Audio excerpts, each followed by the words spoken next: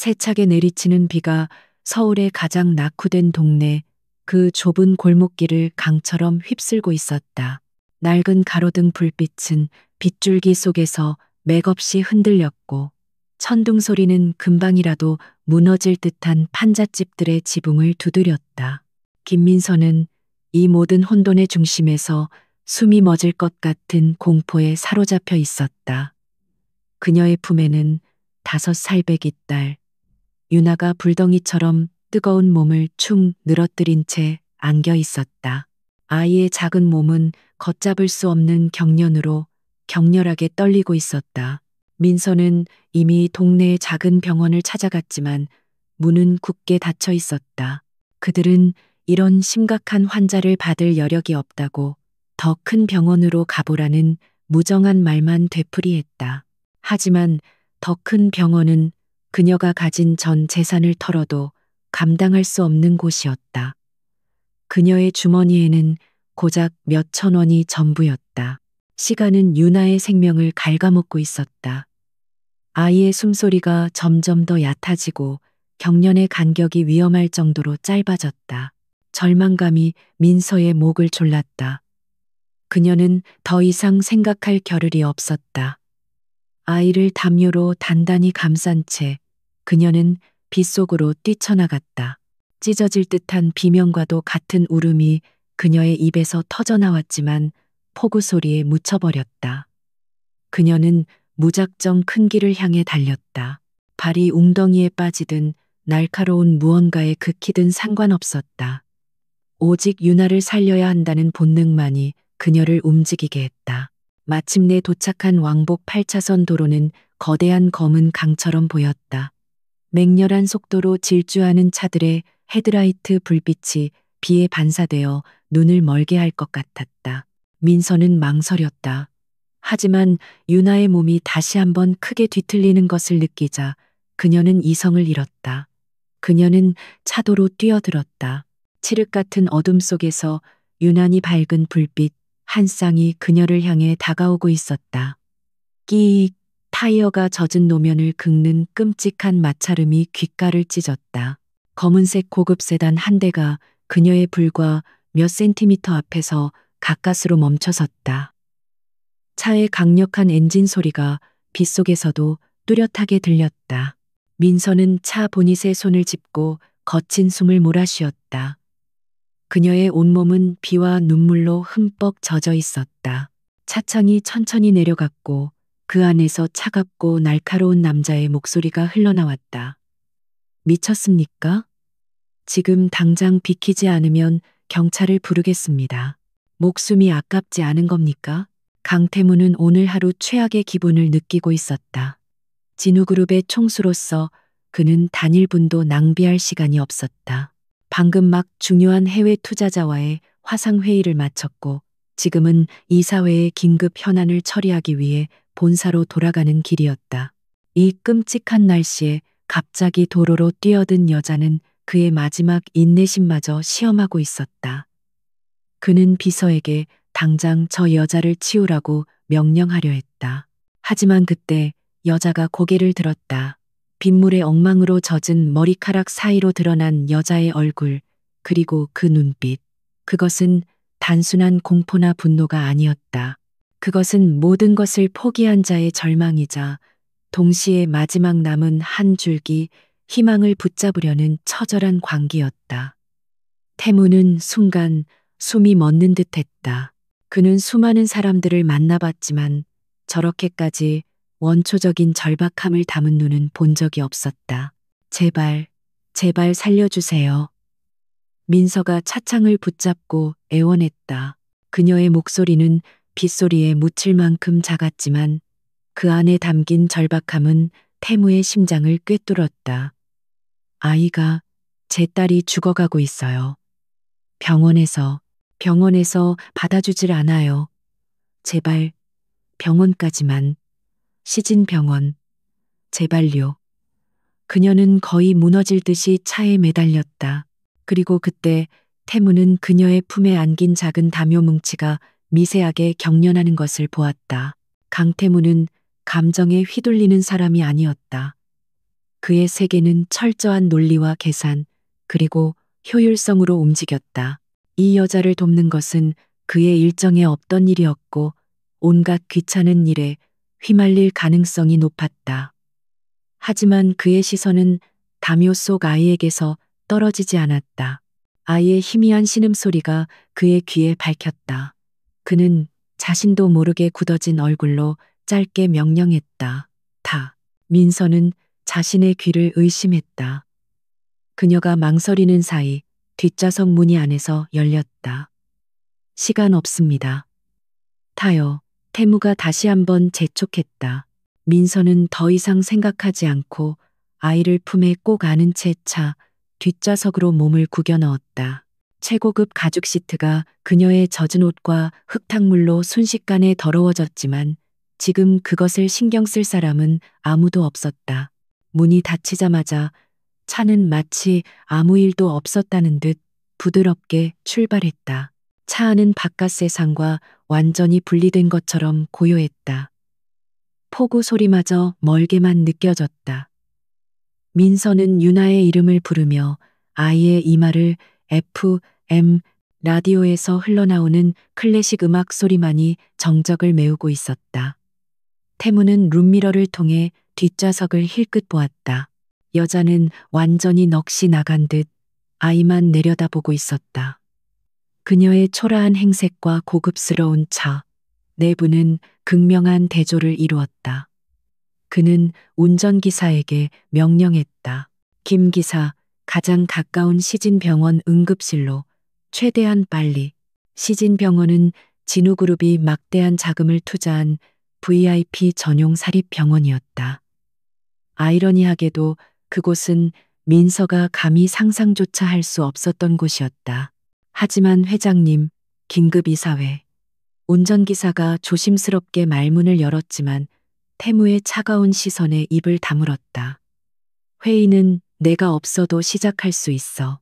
아니, 내가 도착할 때까지 기다리라고 해. 지금은 이게 더 중요해. 그의 목소리에는 반박을 허용하지 않는 권위가 실려 있었다. 태무는 다시 룸미러로 여자를 바라보았다. 6년 전 그가 잠시 일탈했던 짧은 순간이 스쳐 지나갔다. 열정적이었지만 불안정했던 시기.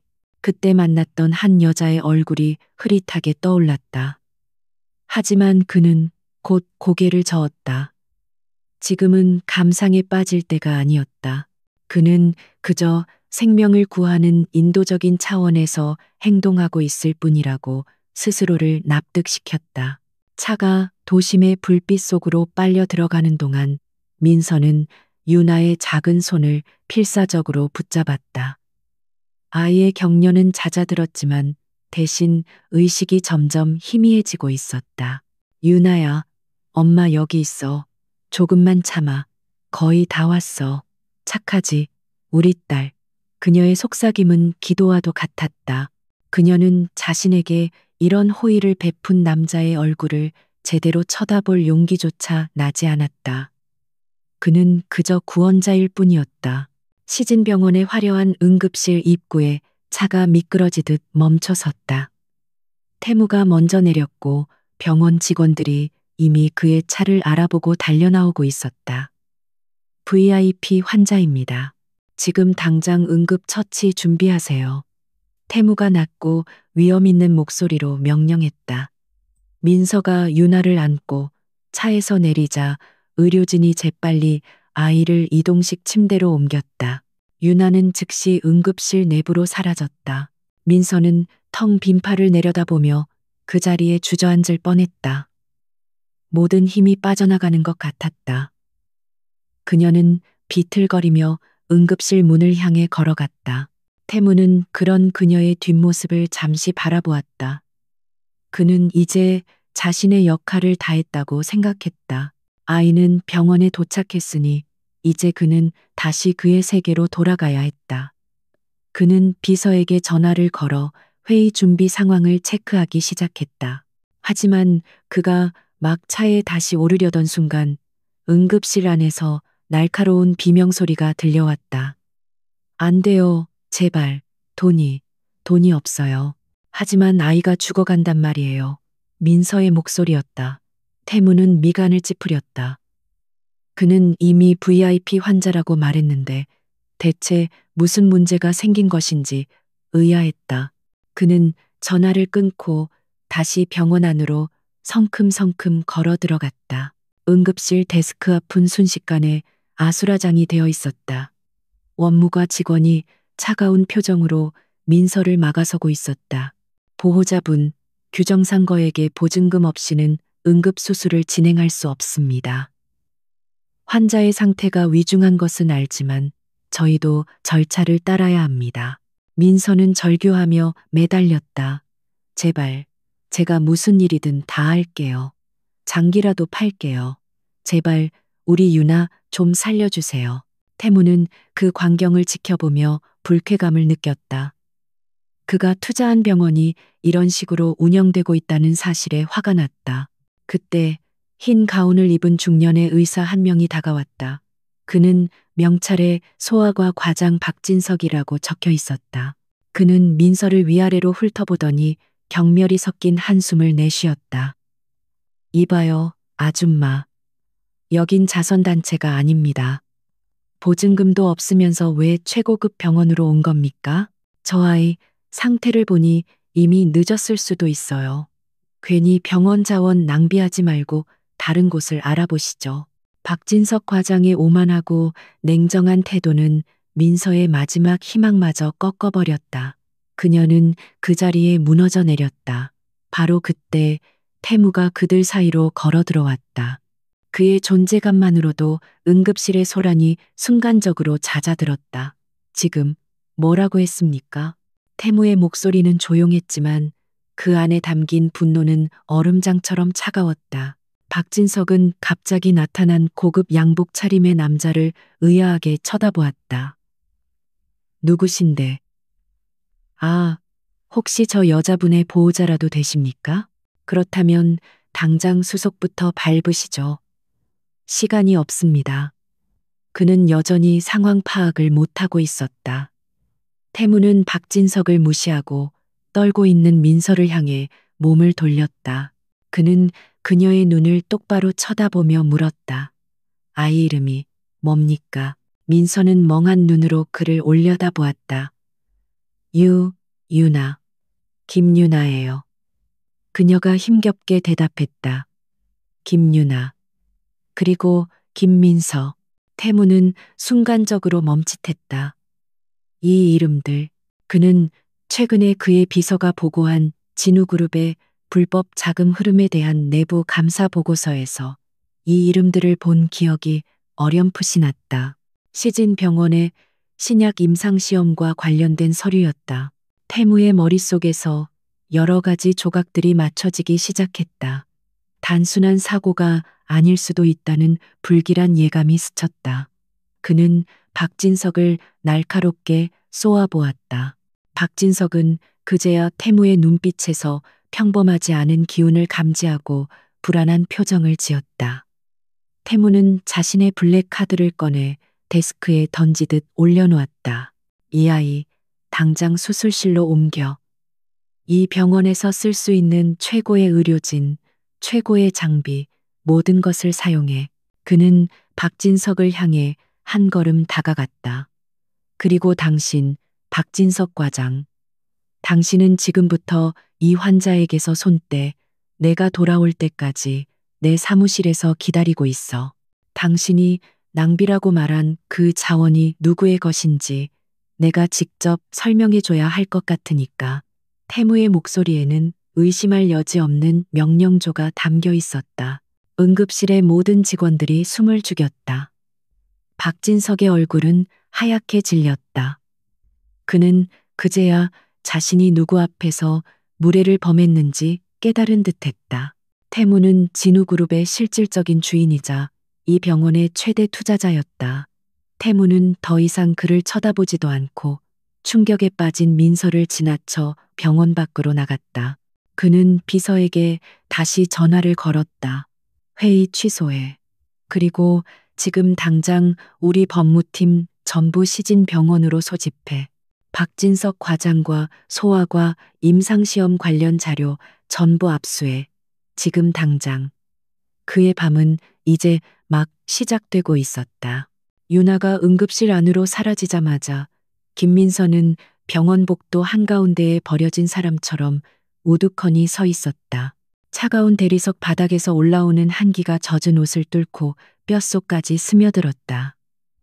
방금 전까지 아이의 뜨거운 체온을 느끼던 팔은 이제 견딜 수 없을 만큼 허전했다. 그녀는 자신이 지금 어디에 서 있는지 무엇을 해야 하는지조차 몰랐다. 머릿속은 온통 새하얗게 변해버렸고 귓가에는 유나의 희미한 신음소리와 박진석 과장의 냉혹한 목소리만이 메아리치고 있었다. 강태무의 단호한 명령 덕분에 유나는 즉시 중환자실로 옮겨졌지만 그 남자의 존재가 사라지자 병원의 냉혹한 현실이 다시 민서를 덮쳤다. 간호사들은 바쁘게 오갔지만 아무도 그녀에게 눈길을 주지 않았다. 그녀는 이제 의문의 남자가 데려온 골칫거리일 뿐이었다. 잠시 후 아까 그 원무과 직원이 다가와 서류 몇 장을 내밀었다. 보호자분, 이쪽에 서명해 주셔야 합니다. 그리고 아까 그분이 결제하신 건 응급 처치 비용뿐입니다. 앞으로 발생할 입원비와 치료비는 별도입니다. 민서는 떨리는 손으로 펜을 잡았다. 입원 동의서, 치료 위험 고지서, 그녀가 평생 만져볼 일 없던 액수들이 서류 위에 적혀 있었다. 그녀는 자신이 거대한 기계의 톱니바퀴 사이에 낀 작은 먼지처럼 느껴졌다. 그녀가 서명을 마칠 무렵 복도 저편에서 박진석 과장이 불쾌한 표정으로 걸어왔다. 그는 강태무의 명령 때문에 어쩔 수 없이 유나를 입원시켰지만 그 분노를 고스란히 민서에게 쏟아낼 작정이었다. 김민서 씨, 맞습니까? 박진석이 쌀쌀맞게 물었다. 그는 손에 든 차트를 신경질적으로 넘기며 민서의 행색을 다시 한번 훑어보았다. 흙탕물이 묻은 낡은 신발, 물에 젖어 몸에 달라붙은 티셔츠. 그의 눈에는 노골적인 경멸감이 서려 있었다. 따님 상태가 아주 심각합니다. 원인을 알 수 없는 급성 신경계 발작이에요. 당장 정밀 검사가 필요합니다. MRI, 뇌파 검사, 전열구 검사. 기본 검사 비용만 해도 수백만 원입니다. 민서는 입술을 깨물었다. 돈은 어떻게든 마련해 보겠습니다. 제발 아이만 살려주세요. 그녀의 목소리는 거의 기어 들어갈 듯 작았다. 박진석은 코웃음을 쳤다. 어떻게 마련하시겠습니까? 김민서 씨, 지금 보호자분 신원 조회를 해봤는데 직업도 불분명하고 주소지는 재개발 구역이더군요. 이런 상황에서 병원비를 미납하면 우리 병원도 곤란합니다. 그는 마치 민서가 사기라도 치러 온 사람처럼 그녀를 몰아세웠다. 박진석은 시진 병원 소아과의 실세였다. 그는 뛰어난 실력만큼이나 지독한 속물근성으로 유명했다. 그에게 환자는 두 부류로 나뉘었다. 돈이 되는 VIP 환자와 그렇지 않은 자원 낭비. 김민서는 명백히 후자였다. 그는 강태무라는 예상치 못한 변수 때문에 짜증이 났지만 저런 빈민층 여자가 감히 이 병원의 문턱을 넘었다는 사실 자체가 불쾌했다. 그는 이 기회에 민서를 완전히 짓밟아 스스로 병원을 나가게 만들 생각이었다. 솔직히 말씀드리죠. 김민서 씨. 박진석이 목소리를 낮추며 한 걸음 다가섰다. 그의 목소리에는 악의적인 동정심마저 느껴졌다. 따님의 상태는 희망적이지 않습니다. 이런 희귀 질환은 치료를 시작해도 예후가 좋지 않아요. 밑 빠진 독에 물 붓기입니다. 지금이라도 현실을 직시하고 마음의 준비를 하시는 게 좋을 수도 있습니다. 괜히 없는 살림의 빚더미에 앉지 마시고요. 그것은 의사의 조언이 아니었다. 그것은 명백한 포기 강요였다. 민서의 눈앞이 캄캄해졌다. 의사의 입에서 나온 희망이 없다는 말은 사형 선고나 다름없었다. 그녀는 다리가 풀려 복도 벽에 기대어 주저앉았다. 아니에요. 그럴 리가 없어요. 우리 유나가 어제까지만 해도 웃으면서 그녀는 흐느끼기 시작했다. 박진석은 그런 그녀를 차갑게 내려다보았다. 그는 자신의 말이 민서에게 어떻게 들릴지 전혀 개의치 않았다. 그에게 중요한 것은 오직 병원의 수익률과 자신의 평판뿐이었다. 한편 병원을 나섰던 강태무는 자신의 차 안에서 분노를 사귀고 있었다. 그는 비서와의 통화를 막 끝낸 참이었다. 박진석 과장, 그리고 김민서. 그는 이 두 이름이 함께 언급된 내부 감사 보고서의 내용을 떠올리고 있었다. 보고서는 시진병원이 진우그룹의 지원을 받아 진행 중인 희귀병 신약 임상시험 프로그램에서 막대한 자금이 누수되고 있으며 박진석 과장이 그 중심에 있다고 지적했다. 보고서에 따르면 박진석은 임상시험 대상자 선정 과정을 조작하여 실제로는 존재하지 않거나 자격 미달인 환자들을 명단에 올리고 그들에게 배정된 고가의 실험용 의약품을 빼돌려 암 시장에 팔아넘기고 있었다. 그리고 김민서와 김유나는 바로 그 임상시험의 공식적인 최종 탈락자 명단에 올라 있었다. 서류상으로 유나는 상태가 너무 위중하여 임상시험의 변수가 될 수 있다는 이유로 거부되었다. 태무는 퍼즐 조각이 맞춰지는 것을 느꼈다. 만약 유나가 정말 그 신약이 필요한 환자라면, 그리고 박진석이 약을 빼돌리기 위해 고의로 유나의 치료를 거부하고 심지어 희망이 없다고 말하며 그녀를 죽음으로 내몰고 있는 것이라면 이것은 단순한 의료 과실이나 병원비 문제가 아니었다. 이것은 살인 미수이자 진우그룹의 명예를 건 심각한 범죄였다. 태무는 운전기사에게 시동을 끄라고 명령했다. 그는 이사회가 아니라 이곳에 머물러야 했다. 그는 자신의 직감이 틀리지 않았음을 알았다. 그는 차에서 내려 다시 병원 로비로 들어섰다. 이번에는 그의 걸음걸이에 망설임이 없었다. 그의 눈은 사냥감을 포착한 맹수처럼 차갑게 빛나고 있었다. 그는 로비를 가로질러 소아과 병동으로 향하는 엘리베이터로 직행했다.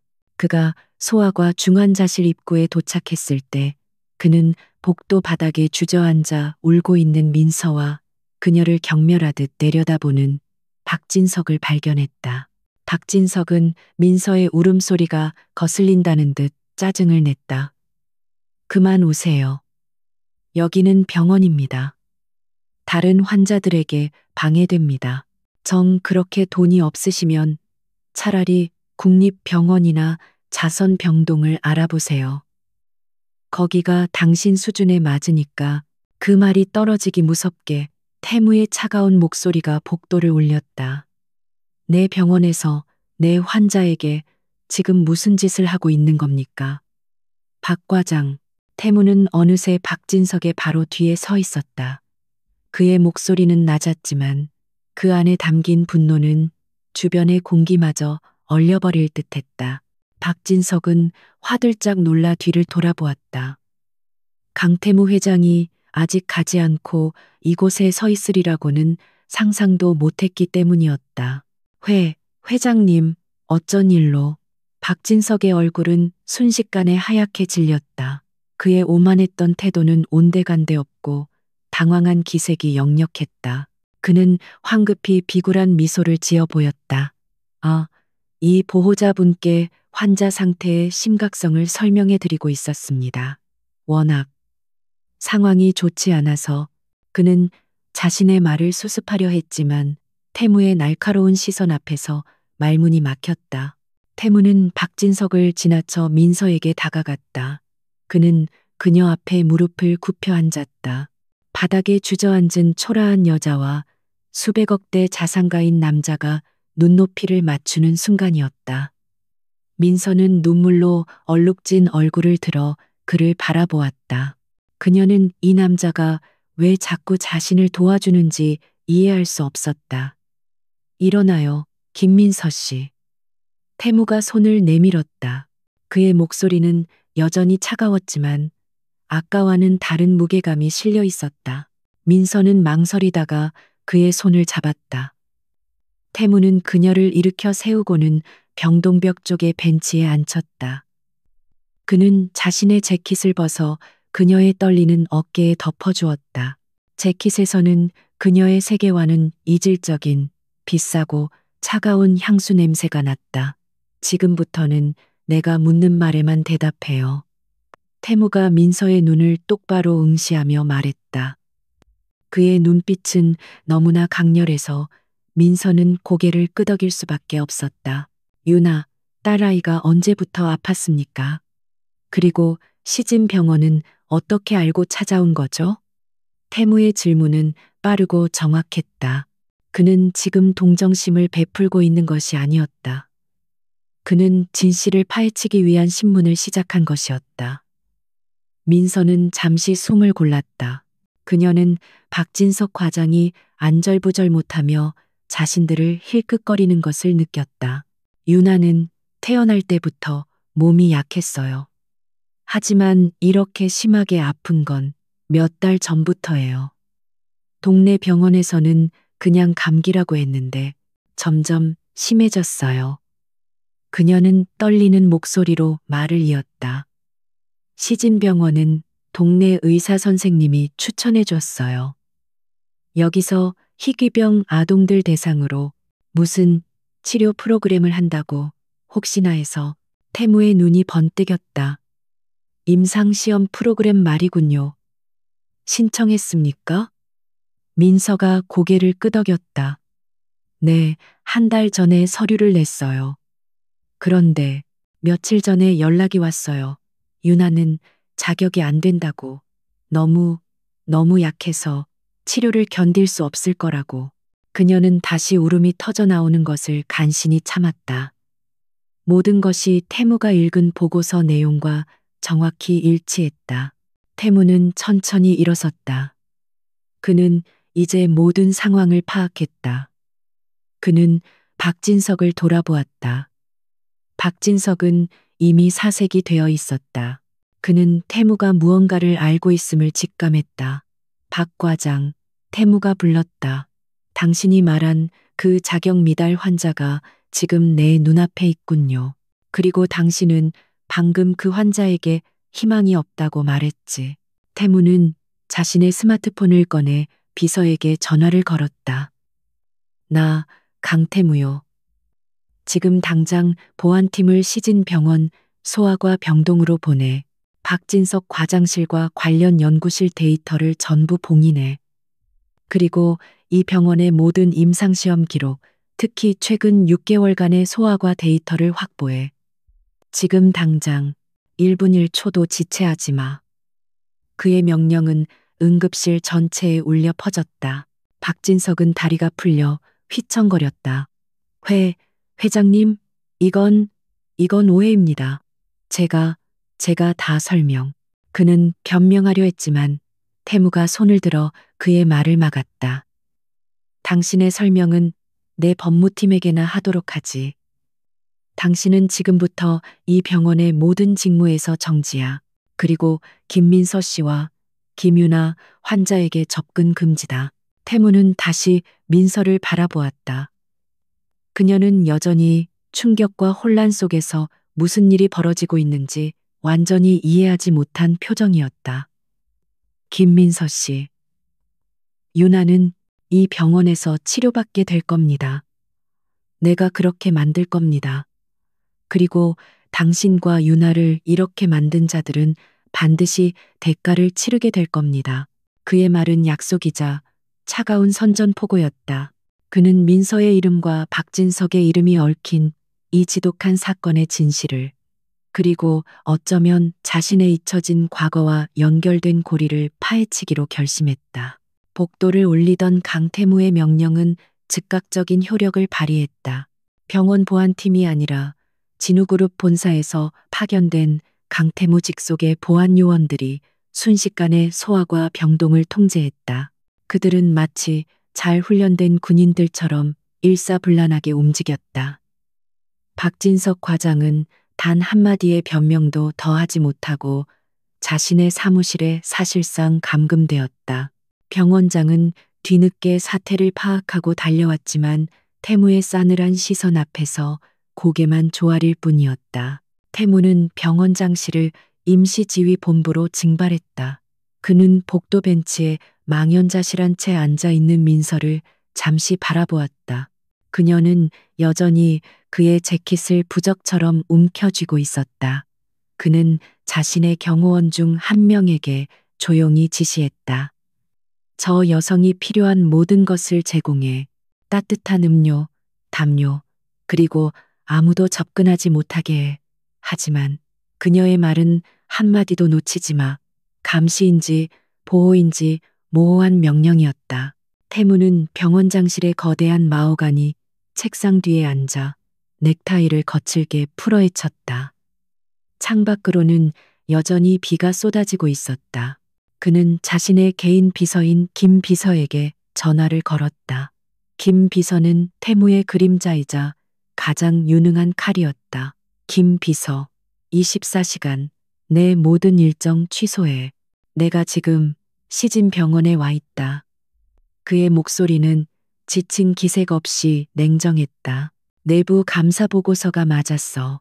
아니, 그 이상이야. 박진석 과장건 단순한 횡령이 아닐 수도 있어. 태무는 잠시 숨을 골랐다. 그는 창밖의 폭풍우를 바라보며 자신의 내면에서 요동치기 시작한 더 큰 폭풍을 느꼈다. 조사팀을 둘로 나눠 하나는 박진석을 맡아 그의 모든 금융거래, 통화 내역, 지난 5년간의 논문 실적과 임상시험 데이터를 전부 샅샅이 뒤져 그와 연결된 모든 제약회사 라인을 확인해. 그는 잠시 망설였다. 다음 명령은 그의 이성을 뒤흔드는 것이었다. 그리고 다른 한 팀은 김민서라는 여자를 조사해. 감사 보고서에 그 탈락자 맞아. 그녀의 지난 6년간의 모든 행적을 알아내. 어디서 살았고, 무슨 일을 했고, 누구를 만났는지, 은행 계좌, 통신 기록, 병원 진료 기록, 먼지 한 톨까지 전부 다. 그의 목소리는 한층 더 낮아졌다. 회장님, 이례적인 지시입니다만. 알겠습니다. 즉시 착수하겠습니다. 김 비서는 이유를 묻지 않았다. 그것이 그가 태무의 곁을 지키는 이유였다. 그것이 그리고 유나, 그 아이, 박진석이 아닌 진우 의료재단의 최고 권위자인 장 박사를 지금 당장 시진 병원으로 호출해. 유나의 치료는 그가 직접 맡도록 해. 박진석의 의료 기록은 신뢰할 수 없어. 전화를 끄는 태무는 의자 깊숙이 몸을 기댔다. 김민서. 그 이름이 혀끝에서 맴돌았다. 잊었다고 생각했다. 아니, 잊기 위해 지난 6년간 스스로를 강철 같은 규율 속에 가두었다. 그는 눈을 감았다. 빗소리가 아득한 기억의 문을 두드렸다. 6년 전 그 역시 폭우가 쏟아지던 밤에 그녀를 처음 만났다. 그때의 강태무는 지금의 냉철한 총수가 아니었다.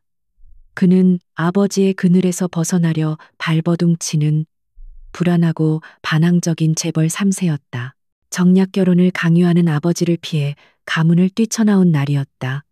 값비싼 수트는 비에 젖어 엉망이었고 그는 지갑도 없이 인사동의 작은 골목을 헤매고 있었다. 그때 낡은 상가 2층의 작은 화실에서 새어나오는 불빛을 보았다. 그곳에서 그는 김민서를 만났다. 그녀는 캔버스에 물감을 흩뿌리고 있었다. 가난하지만 누구보다 자유로워 보였다. 그녀의 눈은 절망이 아닌 꺼지지 않는 희망으로 빛나고 있었다.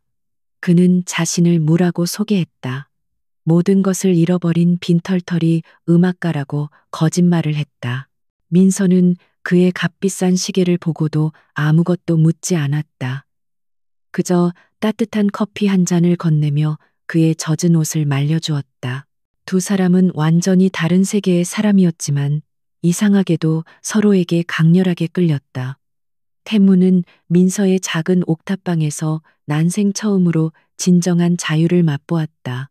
그는 그녀의 열정, 가난 속에서도 잃지 않는 자존심, 그리고 세상을 바라보는 따뜻한 시선을 사랑했다. 그것은 짧지만 불꽃 같은 사랑이었다. 그는 처음으로 강태무가 아닌 무로서 행복했다. 하지만 그 행복은 짧았다. 그의 아버지가 쓰러졌다는 연락을 받고 그는 진우그룹의 후계자라는 현실로 다시 끌려 들어갔다. 그는 민서에게 금방 돌아오겠다고 약속했다. 아주 잠깐이야. 일만 처리하고 바로 돌아올게. 그것이 그의 마지막 말이었다. 격렬한 경영권 다툼과 아버지의 병간호로 2주가 지났다. 그가 모든 것을 정리하고 미친 듯이 옥탑방으로 달려갔을 때 그녀는 이미 사라지고 없었다.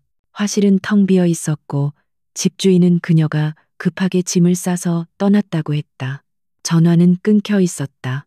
태무는 배신감을 느꼈다.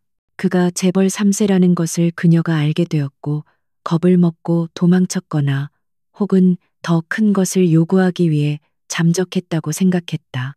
그는 그녀가 자신을 사랑한 것이 아니라 자신의 배경을 이용하려 했다고 억지로 결론 내렸다. 그 상처는 그를 더욱 차갑고 냉소적인 사람으로 만들었다. 그는 스스로 무의 기억을 봉인해버렸다. 회장님, 김 비서에게서 온 첫 번째 보고서가 태블릿 화면에 떴다. 태무가 눈을 떴다.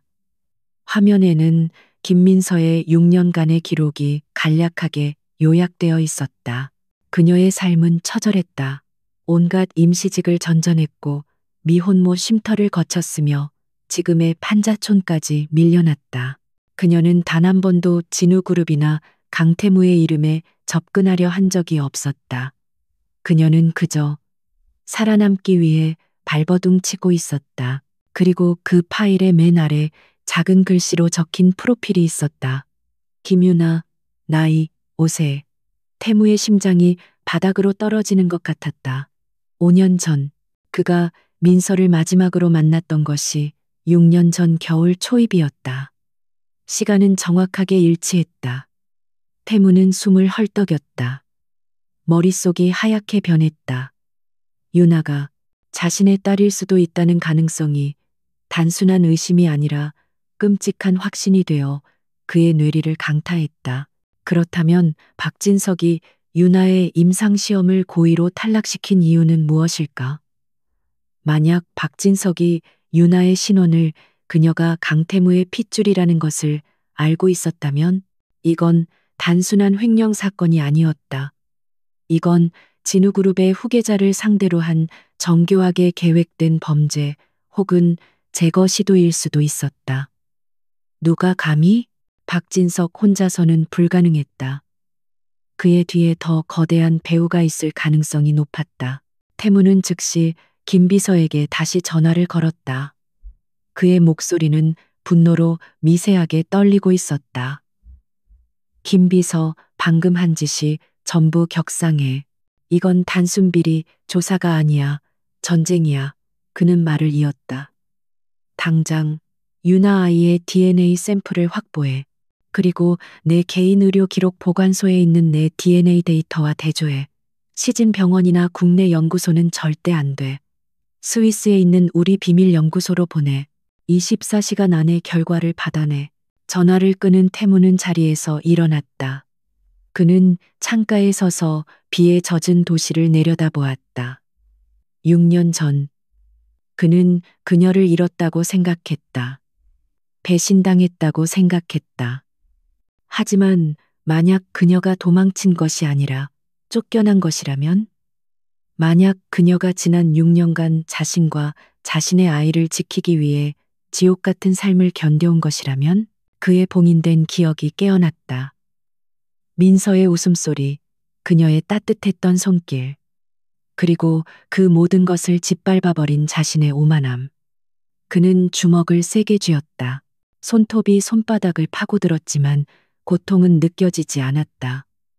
지금 그를 지배하는 것은 타오르는 분노와 지독한 후회, 그리고 반드시 진실을 밝혀내겠다는 차가운 결이었다. 그는 더 이상 이 사건을 조사하지 않을 것이다. 그는 심판할 것이다. 새벽 3시 병원 전체가 깊은 정적에 잠겨 있을 때 한 남자가 시진 병원 로비로 들어섰다. 70대로 보이는 그는 희끗희끗한 머리를 단정하게 빗어 넘겼고 낡았지만 완벽하게 다려진 정장을 입고 있었다. 그의 눈은 피곤해 보였지만 그 안에는 수십 년간 생과사의 경계를 지켜본 자의 날카로운 지성이 번뜩였다. 그는 진우의료재단에 숨겨진 보석이자 대한민국 신경계 최고 권위자인 장현우 박사였다. 강태무의 긴급 호출을 받고 산속의 연구소에서 헬기를 타고 달려온 참이었다. 장 박사는 병원장의 90도 인사를 받는 둥 마는 둥 하며 곧장 소아과 중환자실로 향했다. 그가 유나의 병실에 들어섰을 때 아이는 각종 생명유지 장치에 둘러싸여 간신히 숨을 이어가고 있었다.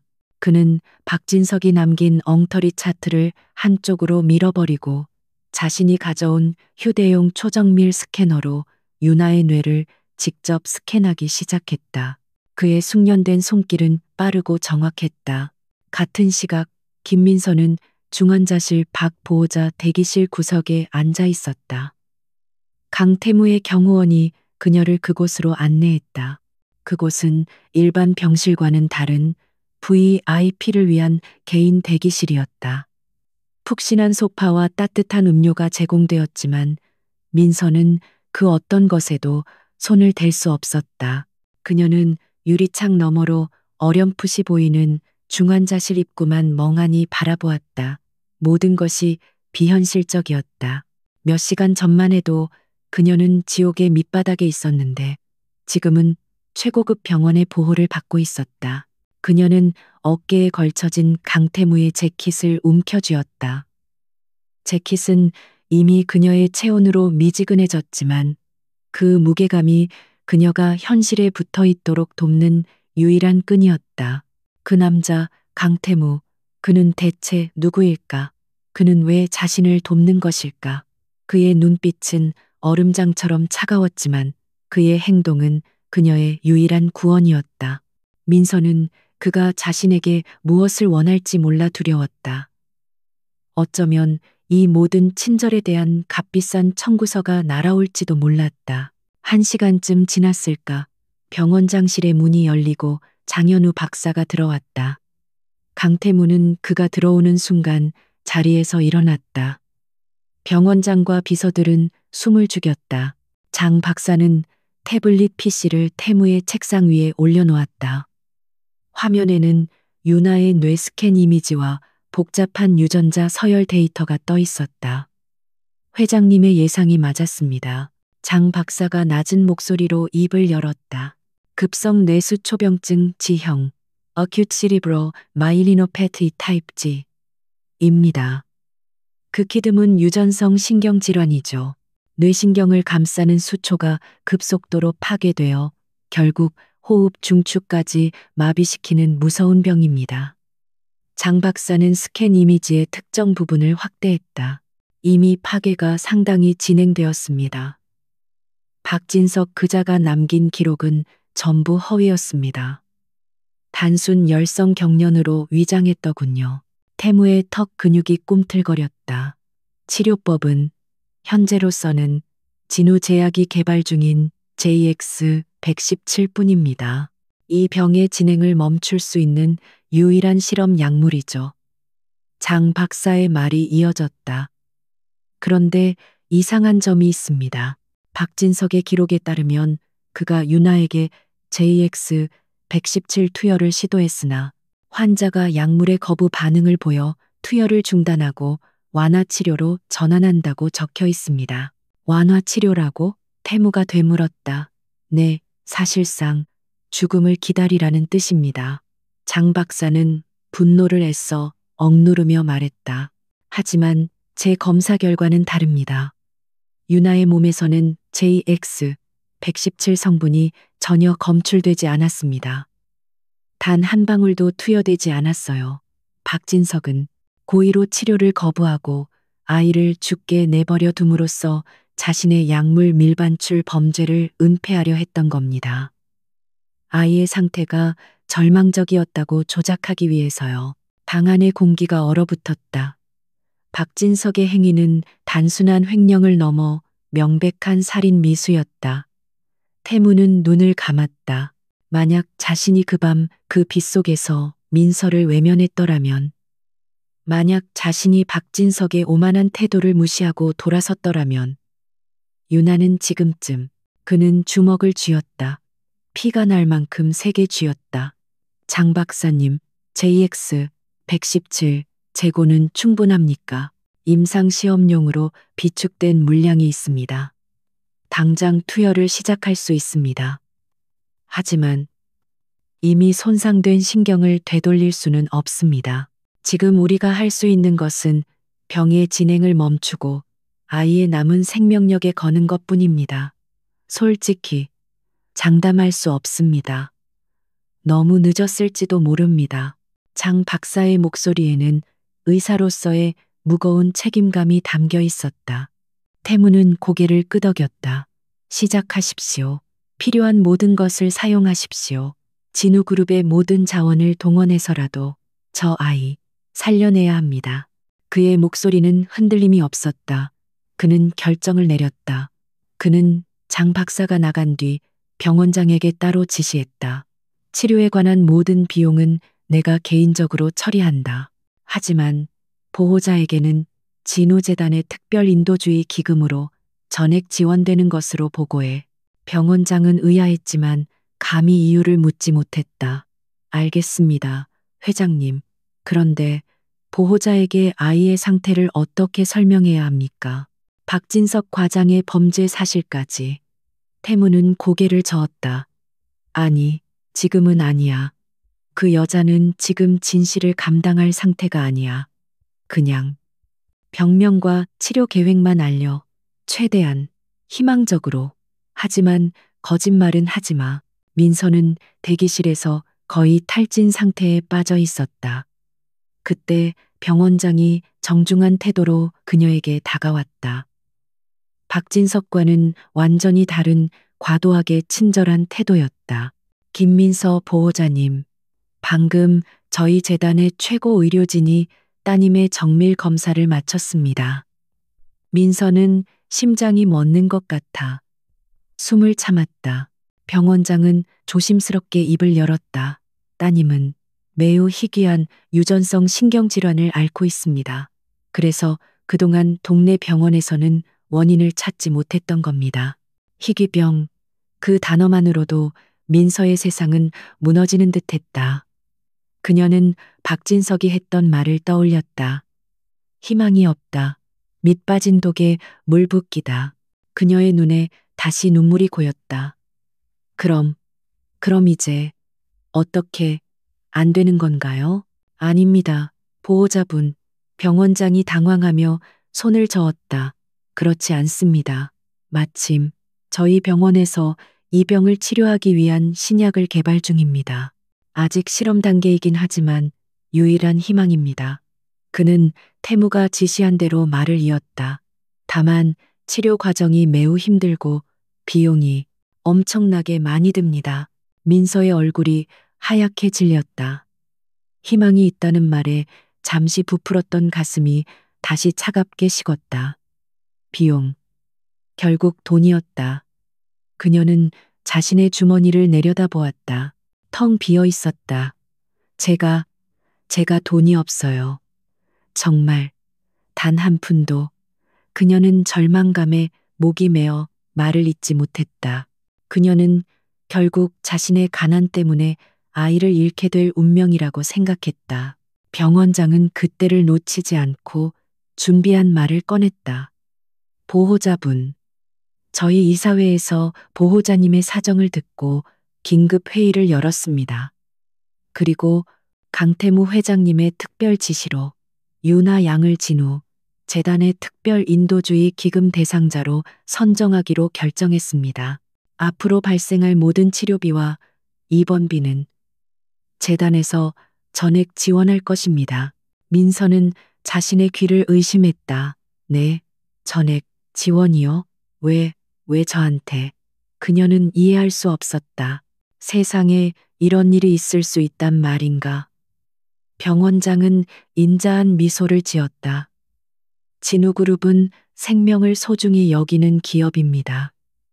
특히 강태무 회장님은 이런 안타까운 사연을 그냥 지나치지 못하십니다. 그러니 보호자분은 아무 걱정 마시고 오직 유나 양이 회복될 수 있도록 기도만 해주십시오. 지금 당장 치료를 시작하겠습니다. 민서는 그 자리에 주저앉아 소리내어 울기 시작했다. 절망의 눈물이 아니었다. 그것은 믿을 수 없는 구원에 대한 생명의 끈을 다시 붙잡았다는 안도감의 눈물이었다.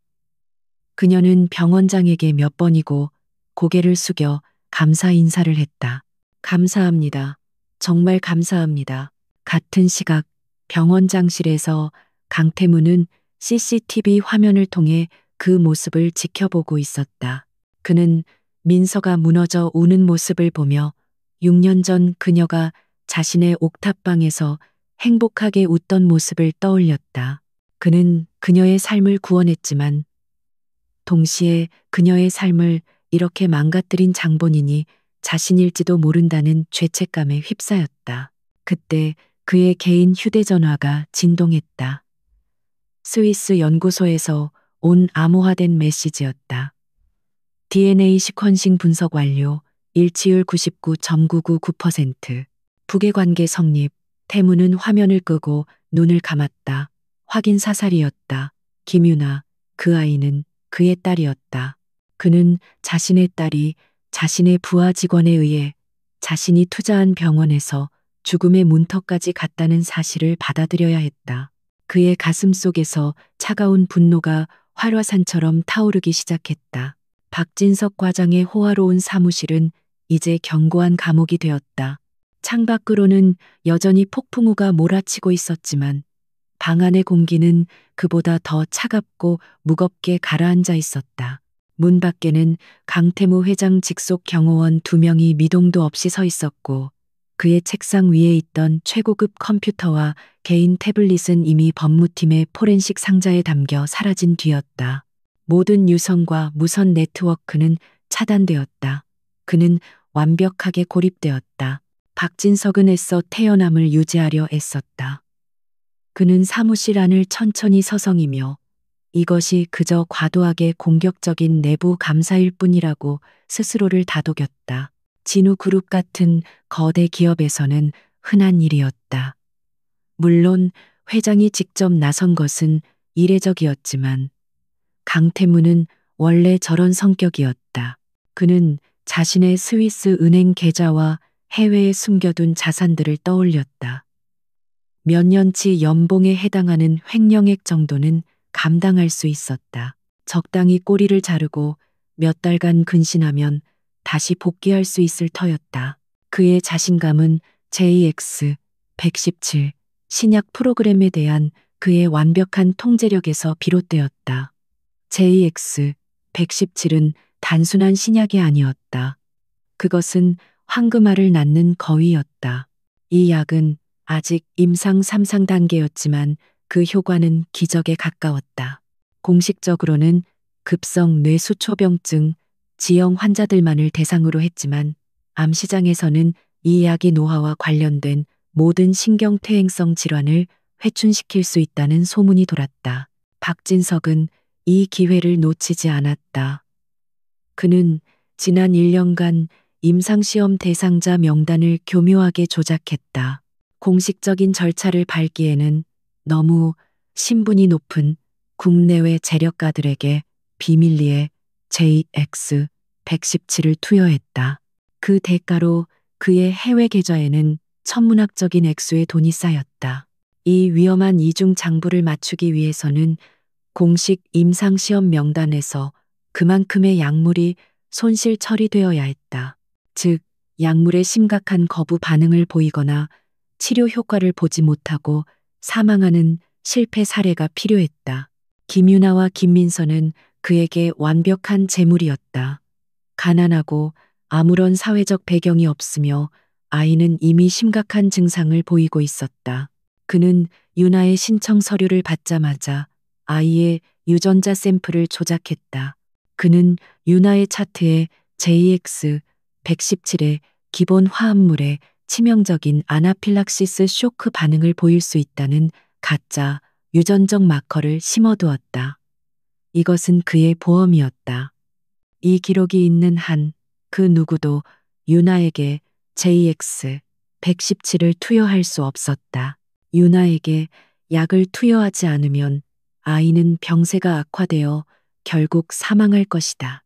그러면 박진석은 의학적 판단에 따라 위험한 약물 투여를 중단하고 완화 치료로 전환했으나 환자의 상태가 급격히 악화되어 손쓸 수 없었다는 보고서를 작성할 계획이었다. 유나에게 배정되었던 막대한 양의 JX117은 고스란히 그의 검은 돈이 될 예정이었다. 강태무가 나타나기 전까지는 모든 것이 순조로웠다. 그는 강태무의 분노가 그저 응급실에서의 무례한 대우 때문이라고 생각했다.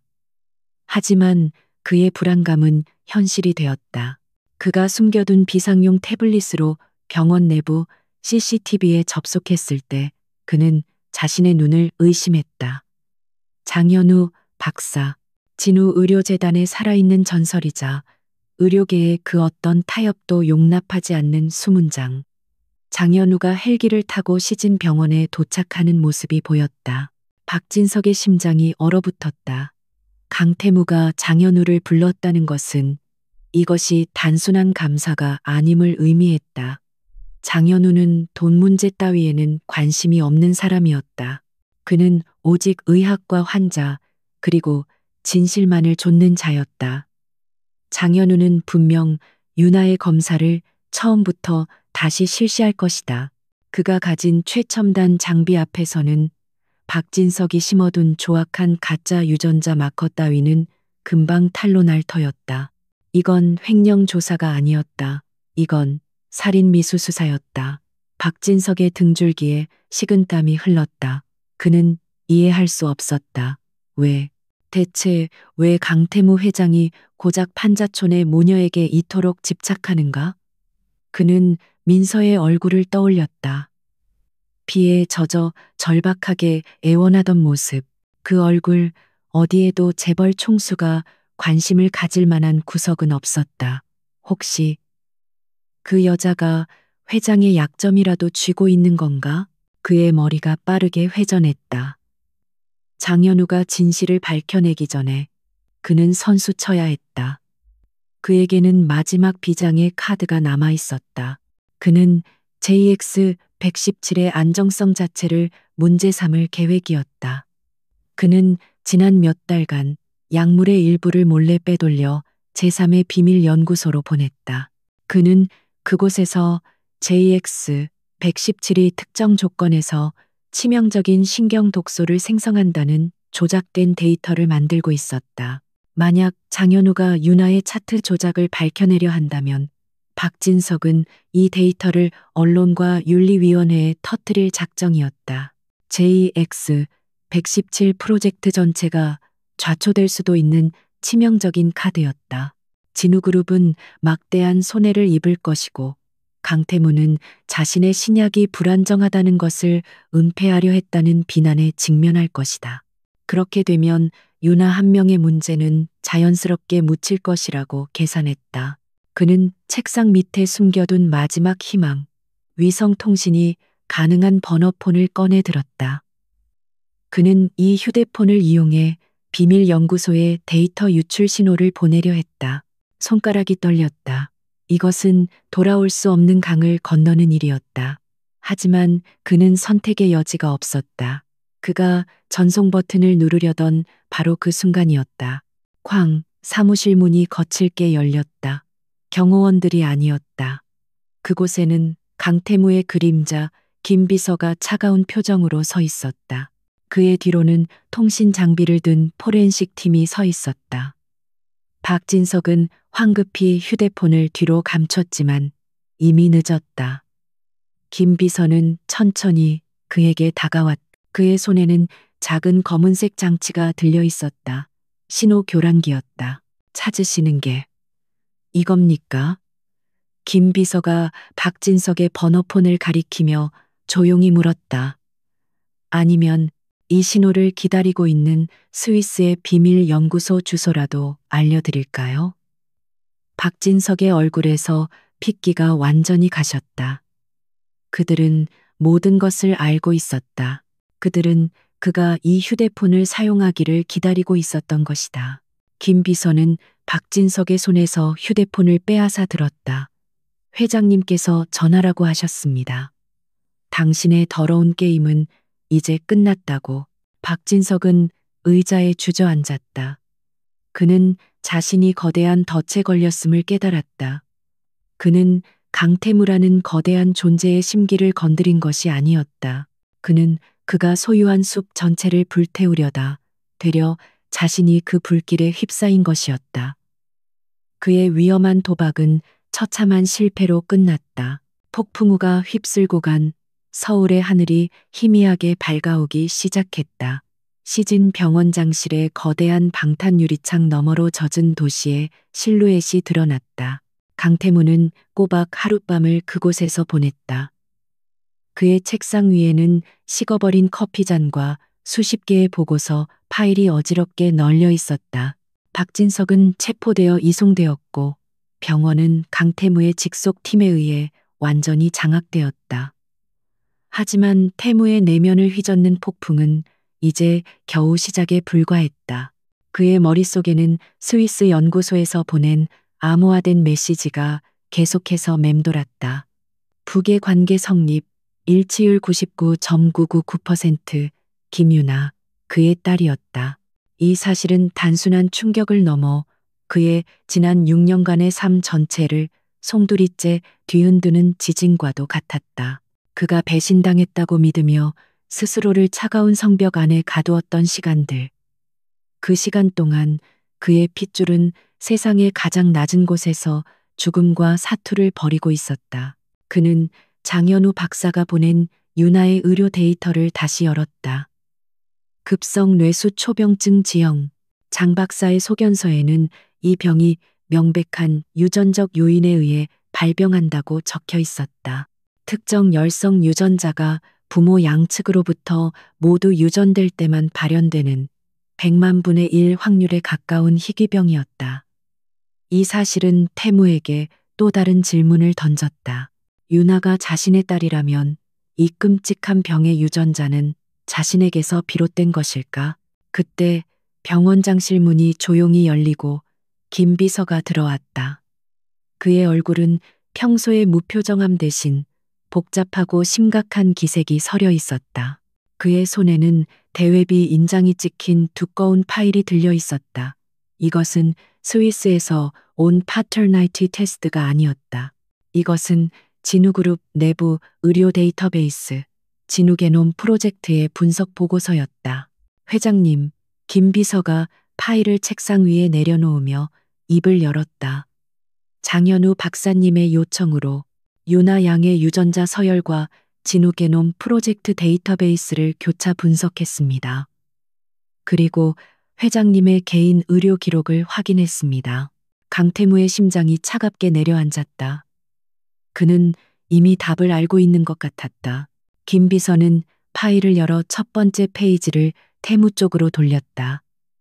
회장님께서는 8년 전 진우게놈 프로젝트의 초대 데이터 기증자로 등록하셨습니다.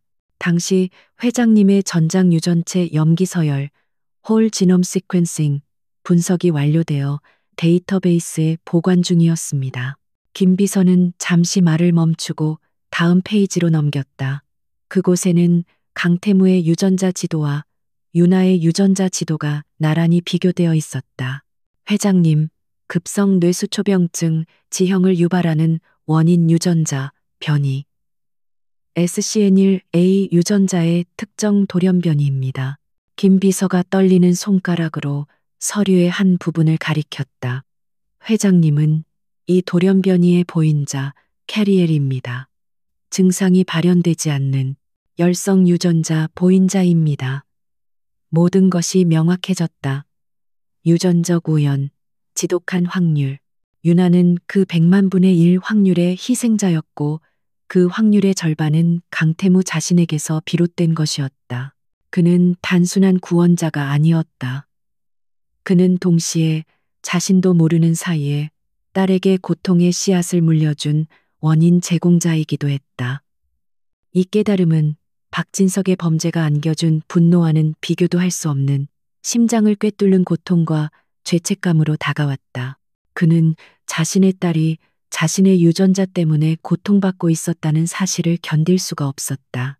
김민서 씨, 그녀 또한 보인자라는 뜻이군. 태무가 힘겹게 입을 열었다. 그렇습니다. 그래야만 유나 양에게 병이 발현될 수 있습니다. 김 비서가 대답했다. 태무는 자리에서 일어났다. 그는 창가에 서서 밝아오는 하늘을 바라보았다. 그는 이제 김민서라는 여자를 완전히 다른 시각으로 바라봐야 했다. 그의 머릿속에서 지난 6년간의 의문들이 새로운 맥락에서 재조립되기 시작했다. 그는 민서가 자신을 배신하고 돈 때문에 도망쳤다고 생각했다. 하지만 만약 그게 사실이 아니라면 6년 전 그가 경영권 다툼에 휘말려 있던 그 혼란스러운 시기, 만약 누군가가 민서의 존재를 그리고 어쩌면 그녀가 자신의 아이를 임신했다는 사실을 알게 되었다면 태무의 눈이 차갑게 빛났다. 김 비서. 예, 회장님. 김민서 씨에 대한 조사를 전면 수정한다. 그녀의 지난 6년간의 행적을 도망자의 관점이 아니라 피해자의 관점에서 다시 조사해. 그의 목소리는 얼음장처럼 차가워졌다. 그녀가 도망친 게 아니라 쫓겨난 것이라면 누가 그랬을까? 6년 전 내 주변에서 나의 사생활을 감시하고 나의 약점을 찾으려 했던 자들을 모두 다시 훑어봐. 그는 아버지의 반대, 정략 결혼을 추진하던 이사들, 그리고 호시탐탐 후계자 자리를 노리던 배다른 형제들을 떠올렸다. 박진석의 범죄는 어쩌면 이 거대한 음모의 일부에 불과할지도 몰랐다. 박진석이 왜 그렇게 대담하게 유나를 죽음으로 내몰려 했는지 이제야 설명이 되기 시작했다. 유나는 단순한 빈민층 아이가 아니었다. 유나는 강태무의 유일한 혈육이자 잠재적인 상속자였다. 회장님, 혹시 김 비서가 조심스럽게 말문을 열었다. 그래, 태무가 그의 말을 잘랐다. 내 생각도 같아. 이건 단순한 비리 사건이 아니야. 이건 내 딸을 제거하기 위한 시도였을 수도 있어. 그리고 그 배후는 박진석 따위가 감당할 수 있는 수준이 아니야. 의심은 무서운 가능성이 되어 그의 심장을 옥죄었다. 그는 이제 단순한 진실 규명이 아니라 자신의 딸을 지키기 위한 전쟁을 시작해야 했다. 병원의 시간은 기묘하게 뒤틀린 채 흘러갔다. 악몽이 시작된 지 꼬박 24시간이 지났다.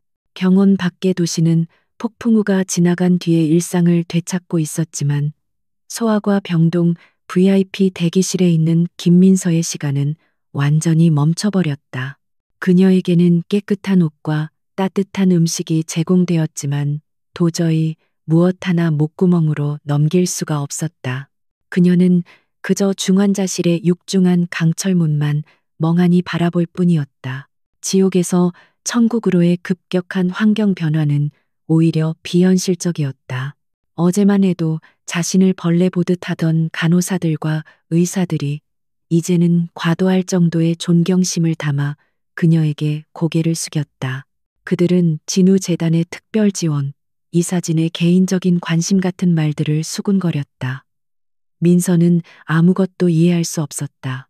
그녀는 그저 기적이 일어났고 강태무라는 저 차가운 남자가 그 기적을 만들었다는 것만 알았다. JX 117의 첫 번째 투여가 유나의 작은 몸에 시작되었다. 장 박사는 이것이 아주 긴 싸움이 될 것이라고 설명했다. 급한 불은 껐지만 아이는 여전히 극도로 위중한 상태라고 했다. 매 순간이 도박과도 같았다. 민서는 그 가느다란 희망의 끈을 붙잡고 있으면서도 동시에 이 모든 기적에 대한 대가가 무엇일지 몰라 두려웠다. 같은 시각 병원장실에서 강태무는 1시간째 DNA 보고서만 노려보고 있었다. 북의 관계 성립. 모든 글자가 망치가 되어 그의 가슴을 내리치는 것 같았다. 죄책감, 분노, 그리고 원시적이고 격렬한 소유욕이 그의 안에서 들끓었다. 그는 아이의 아버지였다. 그리고 그는 자신의 딸이 이런 끔찍한 지옥을 견디도록 내버려 두었다. 6년 전 민서가 강제로 쫓겨났을 것이라는 그의 의심은 이제 철석 같은 확신이 되었다. 그의 적은 더 이상 부패한 의사 따위가 아니었다. 그의 적은 자신의 세계, 바로 그 안에 있었다. 진우그룹 후계자의 문제를 제거하기 위해 무고한 아이의 살인을 명령할 만큼 잔인한 자. 그는 진실을 알아야 했다. 그는 이 모든 것의 배후를 알아내야 했다. 그리고 그러기 위해서는 김민서라는 마지막 퍼즐 조각이 필요했다. 그는 자리에서 일어섰다. 밤샘의 피로는 사라지고 그 자리에는 냉혹한 결단력만이 남았다. 그는 더 이상 낯선 사람이나 은인이 아니었다. 그는 자신의 것을 되찾고 전쟁을 시작하려는 아버지였다. 그는 병원장들의 인사를 무시하고 곧장 VIP 대기실로 향했다. 문이 열리는 소리에 민서가 고개를 들었다. 강태무가 서 있었다. 어제와 달리 그의 얼굴에는 더 이상 조급함이나 짜증이 없었다. 대신 그 자리에는 무언가 더 깊고 격렬하며 그리고 고통스러운 감정이 자리하고 있었다. 그는 방 안으로 들어와 뒤로 문을 닫았다. 작은 공간이 순식간에 그의 존재감으로 숨막히게 변했다. 그는 앉지 않고 그녀에게서 몇 걸음 떨어진 곳에 서서 그녀를 바라보았다. 그의 시선은 그녀의 영혼까지 꿰뚫는 듯했다. 유나는 괜찮아요. 민서가 이 무거운 침묵을 깨기 위해 먼저 입을 열었다. 정말 어떻게 감사를 드려야 할지. 왜? 강태무가 그녀의 말을 잘랐다. 그의 목소리는 낮고 거칠었다. 갑작스러운 질문에 민서는 당황했다. 네, 왜 6년 전에 사라졌지, 민서 씨. 그 이름, 민서 씨. 그는 한 번도 그녀의 이름을 그렇게 부른 적이 없었다. 그리고 그 질문, 그것은 마치 복부를 강타당한 듯한 충격이었다. 그녀가 필사적으로 묻어두었던 과거가 그녀의 딸을 살려준 남자에 의해 파헤쳐지고 있었다. 저는 무슨 말씀이신지. 그게 무슨 상관. 날 속일 생각 마. 그의 목소리가 분노로 날카롭게 높아졌다. 날 모른 척 하지 마. 우리가 만난 적 없는 것처럼 굴지 말라고. 내가 당신에게 말했던 이름이지. 민서는 온몸에 피가 얼어붙는 것을 느꼈다. 그녀가 사랑했던 가난하고 자유로운 영혼의 예술가. 금방 돌아오겠다고 약속했지만 다시는 나타나지 않았던 남자. 그리고 지금 그 남자가 그녀의 눈앞에 모든 것을 가진 제왕의 모습으로 서 있었다. 충격이 너무 커 숨을 쉴 수 없었다. 당신이 바로 그때였다. 쩌렁쩌렁한 비상벨 소리가 복도를 찢으며 그들의 팽팽한 긴장감을 깨뜨렸다. 중환자실 입구 위에 붉은 비상등이 미친 듯이 전멸하기 시작했다. 코드 블루, 소아 중환자실, 김유나 환자, 심정지. 스피커에서 터져 나오는 목소리는 사형 선고와도 같았다. 민서의 세계가 산산조각 났다. 안 돼. 그녀가 비명을 지르며 문을 향해 달려갔지만 다리에 힘이 풀렸다. 중환자실 문이 활짝 열리고 장 박사를 필두로 한 의료진이 방 안으로 쏟아져 들어갔다. 유리창 너머로 유나의 작은 몸이 파란색 수술복을 입은 사람들 사이로 어렴풋이 보였다. 안 돼, 유나야, 제발. 그녀는 미친 사람처럼 유리문을 두드리며 울부짖었다. 그녀가 바닥에 무너지기 직전 강인한 팔이 그녀를 붙잡았다. 강태무가 어느새 그녀의 바로 뒤에 와 있었다. 그는 그녀를 보지 않았다. 그의 시선은 중환자실 안에 혼란스러운 광경에 고정되어 있었다. 그 역시 자신의 딸이 죽어가는 모습을 목격하고 있었다.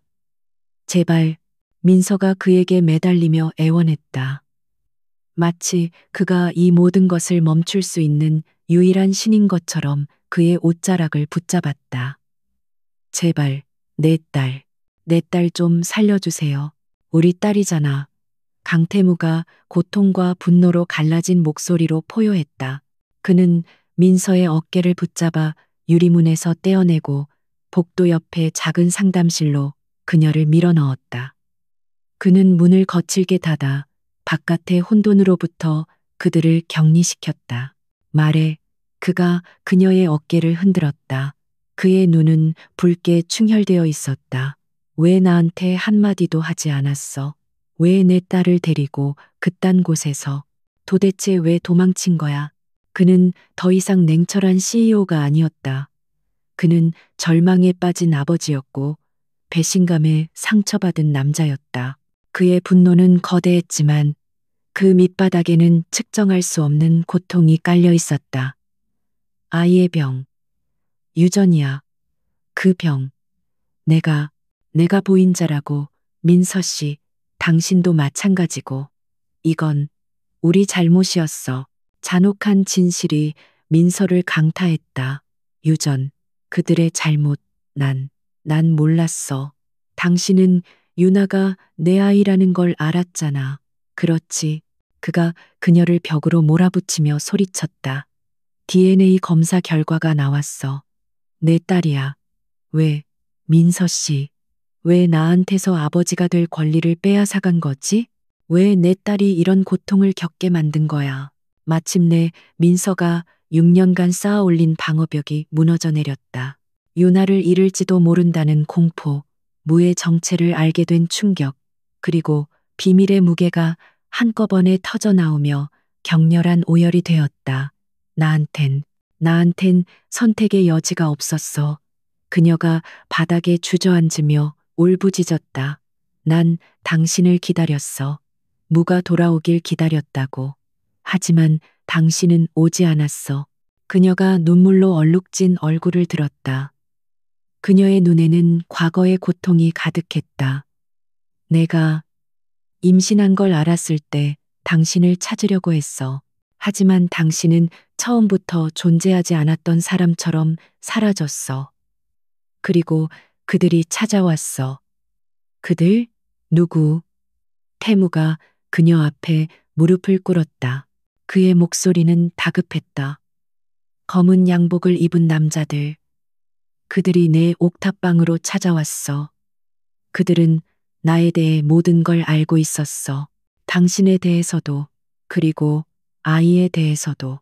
그들은 당신이 진우그룹의 후계자라고 했어. 그리고 내가 당신을 사랑한다면, 당신이 안전하길 바란다면, 내가 사라져야 한다고 했어. 그녀는 격렬하게 울었다. 내가 당신에게 연락하거나 당신의 이름과 엮여서 이 아이를 낳으면 그들은 나뿐만 아니라 당신까지 파멸시킬 거라고 했어. 그들이 나에게 돈을 줬지만 난 그 돈을 그들 얼굴에 던져버렸어. 난 도망친 거야, 태무 씨. 그들이 무서워서가 아니라 당신을 지키려고. 그리고 유나를 당신의 그 무서운 세상으로부터 지키려고 도망친 거라고. 참혹한 고백이 상담실의 공기를 무겁게 짓눌렀다. 강태무는 가슴이 찢어지는 것 같았다. 그녀는 그를 배신한 것이 아니었다. 그녀는 그를 위해 모든 것을 희생한 것이었다. 그의 세계가, 그의 가족이, 그의 가족 중 누군가가 이 짓을 저지른 것이었다. 똑똑 상담실 문이 열렸다. 장 박사가 창백하고 지친 얼굴로 서 있었다. 그는 바닥에 무너져 있는 두 사람을 잠시 바라보고는 강태무를 향해 입을 열었다. 아이는 돌아왔습니다. 일단은 심박수가 안정되었습니다. 민서는 그 말에 안도의 한숨을 내쉬며 거의 실신할 뻔했다. 하지만 장 박사의 말은 끝나지 않았다. 회장님, 따로 드릴 말씀이 있습니다. 지금 당장, 이건 단순한 병의 악화가 아닙니다. 누군가 고의로 유나의 치료를 방해했습니다. 장현우 박사의 마지막 말은 병원장실의 유리창을 깨뜨릴 듯한 천둥 소리보다 더 큰 충격으로 강태무의 뇌리를 강타했다. 고의적인 파괴 행위라고요? 태무가 믿을 수 없다는 듯 되물었다. 그의 목소리는 분노로 낮게 가라앉아 있었다. 방금 전 딸이 심정지에서 돌아왔다는 안도감은 순식간에 사라지고 뼈를 애는 듯한 사리가 그 자리를 대신했다. 누군가가 이 병원 안에서 그의 딸을 죽이려 했다. 장 박사의 늙은 눈이 이글거렸다. JX117 정맥 주사 라인에 고농축 칼륨이 주입되었습니다. 유나 양의 희귀병으로는 설명할 수 없는 전형적인 급성 심정지 유도 방식입니다. 누군가 아이의 IV백에 주사기로 약물을 주입한 겁니다. 이것은 명백한 살인 시도입니다. 회장님, 민서는 그 말을 이해하지 못했지만 살인 시도라는 단어에 숨이 막혀 비명을 질렀다. 강태무는 단 1초도 지체하지 않았다. 그는 상담실 문을 박차고 나와 중환자실 복도를 향해 포효했다. 김 비서, 지금 당장 2층을 폐쇄해. 아무도 의사든 간호사든 내 허락 없이는 이 병동을 나가거나 들어올 수 없어. 그의 목소리는 더 이상 CEO의 것이 아니었다. 그것은 자신의 새끼를 지키려는 맹수의 울부짖음이었다. 병원 전체에 비상경보가 울렸다. 하지만 이번에는 화재나 재난경보가 아니었다. 진우그룹의 사설보안팀, 알파팀이 병원 곳곳에 출입구를 장악하기 시작했다. 이들은 일반 경호원들과는 차원이 달랐다. 전직 특수부대의 요원들로 구성된 이들은 강태무의 가장 은밀하고 강력한 무기였다. 순식간에 소아과 중환자실이 있는 12층은 외부와 완벽하게 차단되었다. 태무는 중환자실 입구의 간호사 스테이션으로 성큼성큼 걸어갔다. 방금 전까지만 해도 유나의 심정지로 아수라장이었던 곳은 이제 태무의 냉혹한 존재감 앞에 얼어붙어 있었다. 지난 30분간 김유나 환자의 병실에 출입한 모든 인원의 명단을 내놔. 지금 당장. 그의 명령에 당직 간호사가 공포에 질려 손을 떨며 출입 기록 카드를 뽑았다. 회장님, 김 비서가 태무의 곁으로 다가와 태블릿을 내밀었다. 방금 전 CCTV 영상을 확보했습니다. 태무는 기록 카드를 빼앗아 들고 김 비서가 재생하는 영상과 대조하기 시작했다. 장 박사와 의료팀이 심폐소생술을 위해 달려 들어가기 직전 단 3분간의 공백, 그때 한 간호사가 유나의 병실에 들어갔다가 나오는 모습이 포착되었다. 그녀는 다른 간호사들처럼 부산하게 움직이지 않고 이상할 정도로 침착하게 IV 폴대 근처에서 잠시 머물렀다. 최 간호사, 민서가 그 영상을 보고 중얼거렸다. 아까 저에게 물을 가져다 준 친절했던 간호사님인데 태무는 명단에서 최수진이라는 이름을 확인했다. 그 여자가 어디 있지? 태무가 으르렁거렸다. 바로 그때 간호사 스테이션 안쪽의 약품 준비실에서 무언가 깨지는 소리가 들렸다. 모든 시선이 그곳으로 향했다. 최수진 간호사가 문가에 서 있었다. 그녀의 손에는 빈 주사기가 들려 있었고 바닥에는 깨진 약병 조각이 흩어져 있었다. 그녀는 자신이 포위되었다는 것을 깨달았다. 그녀의 얼굴은 하얗게 질려 있었고 친절했던 미소는 온데간데 없었다. 그녀의 눈은 궁지에 몰린 짐승처럼 광기로 번뜩였다. 오지 마세요. 다가오지 마. 그녀가 날카롭게 소리쳤다. 알파팀 요원들이 천천히 그녀를 향해 포위망을 좁혀 들어갔다. 태무는 그들 앞을 막아서며 최수진을 노려보았다. 누가 시켰지? 그의 목소리는 조용했지만 그 안에는 모든 것을 파괴할 듯한 분노가 담겨 있었다. 박진석인가? 아니면 그보다 더 윗선인가? 최수진은 공포에 질려 고개를 저었다. 난 몰라요. 난 그냥 시키는 대로 했을 뿐이에요. 그녀는 자신이 이제 끝났다는 것을 알았다. 그녀의 시선이 필사적으로 탈출구를 찾았다. 그리고 그녀는 복도 저편, 충격으로 몸을 가누지 못하고 있는 김민서를 발견했다. 민서는 그녀의 유일한 방패였다. 최수진은 비명을 지르며 민서를 향해 달려들었다. 모든 것이 순식간에 일어났다. 그녀는 민서의 목을 팔로 감싸고 방금 전 바닥에서 주운 날카로운 유리 조각을 민서의 목에 겨누었다. 다들 물러서 안 그러면 이 여자 목을 그어버리겠어. 최수진이 절규했다. 민서는 숨이 막혀 캑캑거렸다. 날카로운 유리가 피부를 파고드는 고통이 느껴졌다. 안 돼, 태무가 소리쳤다. 알파팀 요원들이 즉시 총을 겨누었지만 민서가 인질로 잡혀 있어 섣불리 움직일 수 없었다. 복도는 일촉즉발의 긴장감으로 가득 찼다. 강태무는 자신의 심장이 멎는 것 같았다. 6년 전 그녀를 잃을 뻔했고 방금 전 딸을 잃을 뻔했다. 그리고 이제 그는 자신의 눈앞에서 두 사람 모두를 잃을 위기에 처했다. 그는 애써 이성을 붙잡았다. 그는 최수진의 눈을 바라보았다. 그녀는 공포에 질려 있었다.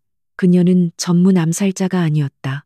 이용당하고 버려진 절박한 여자일 뿐이었다. 최 간호사, 태무가 천천히 두 손을 들어 올리며 말했다. 진정해. 당신을 해치려는 게 아니야. 당신은 지금 살인 미수범이 되었어. 당신을 시킨 그들이 당신을 보호해 줄 것 같나? 그들은 당신을 가장 먼저 제거할 거야. 그의 목소리는 차분했지만 모든 단어에 힘이 실려 있었다. 그들 손에 죽는 것보다 내 손에 잡히는 게 당신이 살 수 있는 유일한 길이야. 거짓말. 당신들이 뭘 알아? 최수진은 더욱 거세게 민서의 목을 조였다. 그들은 내 아들을 데리고 있어.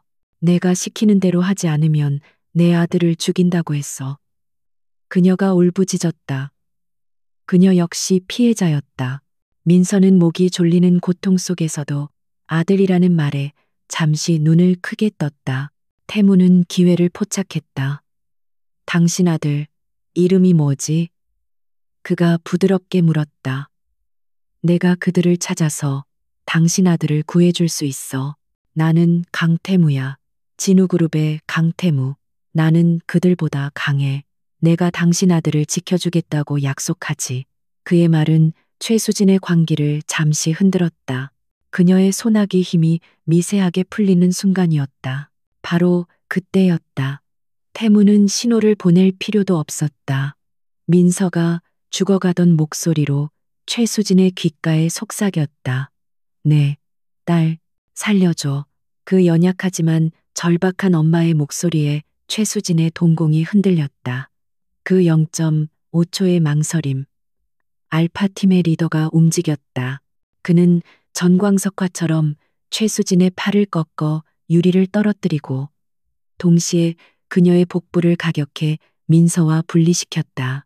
최수진은 비명도 지르지 못하고 바닥에 쓰러졌다. 요원들이 즉시 그녀를 제압해 수갑을 채웠다. 민서는 그대로 바닥에 주저앉으며 거친 기침을 쏟아냈다. 태무는 총알처럼 달려가 그녀를 부축했다. 민서야, 괜찮아? 그가 그녀의 얼굴을 감싸 쥐었다. 민서는 떨리는 손으로 그의 팔을 붙잡았다. 그녀의 목에서는 피가 배어 나오고 있었다. 유나. 그녀가 가장 먼저 내뱉은 말이었다. 태무는 그녀를 안아 일으키며 중환자실 유리창을 바라보았다. 유리창 너머로 장 박사가 그들을 향해 고개를 끄덕이고 있었다. 유나의 심장 박동 그래프가 모니터 위에서 안정적으로 뛰고 있었다. 위기는 넘겼다. 태무는 민서를 부서질 듯 껴안았다.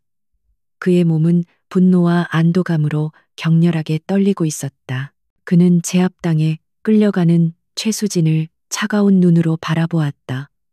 당신 아들 반드시 찾을 거요. 그가 약속했다. 그리고 그는 그녀의 눈을 똑바로 보며 말했다. 그리고 당신 아들을 인질로 잡고 내 딸을 죽이려 한 그 배후도 내가 직접 지옥 끝까지 쫓아가서 찾아낼 거요. 복도에 울려 퍼진 그의 목소리는 이제 막 시작된 거대한 전쟁의 서막을 알리는 선전포고였다. 중환자실 복도는 순식간에 전쟁터에서 수술실로 변했다. 강태무가 민서를 부축하는 사이 장현우 박사의 지시로 의료진이 달려나와 민서의 목에 난 상처를 재빨리 소독하고 압박했다. 다행히 유리의 각도가 조금 비껴가 동맥은 피했지만 붉은 피가 그녀의 낡은 티셔츠 위로 번져나가는 광경은 끔찍했다. 태무는 자신의 손수건으로 그녀의 상처를 직접 누르며 그녀의 귓가에 낫고 단호하게 속삭였다. 괜찮아. 내가 여기 있어. 아무 일 없을 거야. 민서는 고통보다 충격으로 몸을 떨었다. 그녀는 방금 전 자신을 죽이려 했던 그 간호사의 절규, 내 아들을 데리고 있다는 말을 잊을 수 없었다. 그녀는 태무의 팔을 움켜쥐었다. 그 여자의 아들. 태무는 그녀의 눈을 깊이 들여다보았다. 알아, 내가 약속했어. 찾을 거라고. 그의 눈빛에는 한치의 흔들림도 없었다. 그는 민서를 근처의 개인 병실로 옮기도록 지시하고 장 박사에게 유나의 상태를 다시 한번 확인했다. 고비를 넘겼습니다. 칼륨을 주입한 직후 우리가 발견한 것이 천운이었습니다. JX-117이 제대로 효과를 발휘하기 시작했습니다. 하지만 아이의 몸은 이중의 충격을 견뎌냈습니다. 앞으로 48시간이 정말 중요합니다. 장 박사의 말에 태무는 고개를 끄덕였다. 그는 자신의 딸이 얼마나 강인한 생명력을 가졌는지, 그리고 자신이 그 아이를 얼마나 끔찍한 위험에 방치했는지 다시 한번 깨달았다. 태무는 김비서와 함께 최수진 간호사가 임시로 구금된 병원의 보안실로 향했다. 분노가 머리끝까지 차올랐지만 그는 그것을 얼음장 같은 냉철함으로 덮었다. 최수진은 수갑이 채워진 채 구석에 웅크리고 있었다. 그녀는 모든 것을 포기한 사람처럼 보였다. 태무는 그녀 앞에 섰다. 당신 아들 12살. 이름은 최민준. 맞나? 최수진의 고개가 번쩍 들렸다.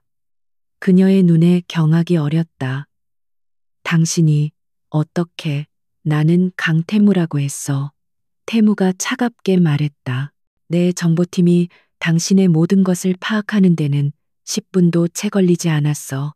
민준이 지금 인천항 근처의 한 폐창고에 갇혀 있는 것까지. 그는 스마트폰을 들어 최수진에게 실시간 감시 영상을 보여주었다. 영상 속에는 겁에 질린 남자아이가 묶여 있는 모습이 보였다. 살려주세요. 제발 우리 아들 좀. 최수진이 무릎을 꿇고 애원했다. 내 알파팀이 지금 그 창고를 포위하고 있어. 내 명령 한마디면 당신 아들은 5분 안에 구출될 수 있어. 태무가 몸을 숙여 그녀의 눈을 똑바로 쳐다보았다. 하지만 그 명령은 당신의 진실과 교환하는 거야. 지금부터 내가 묻는 말에 단 하나라도 거짓이 있다면 난 그냥 경찰에 신고하고 이 일에서 손을 뗄 거야.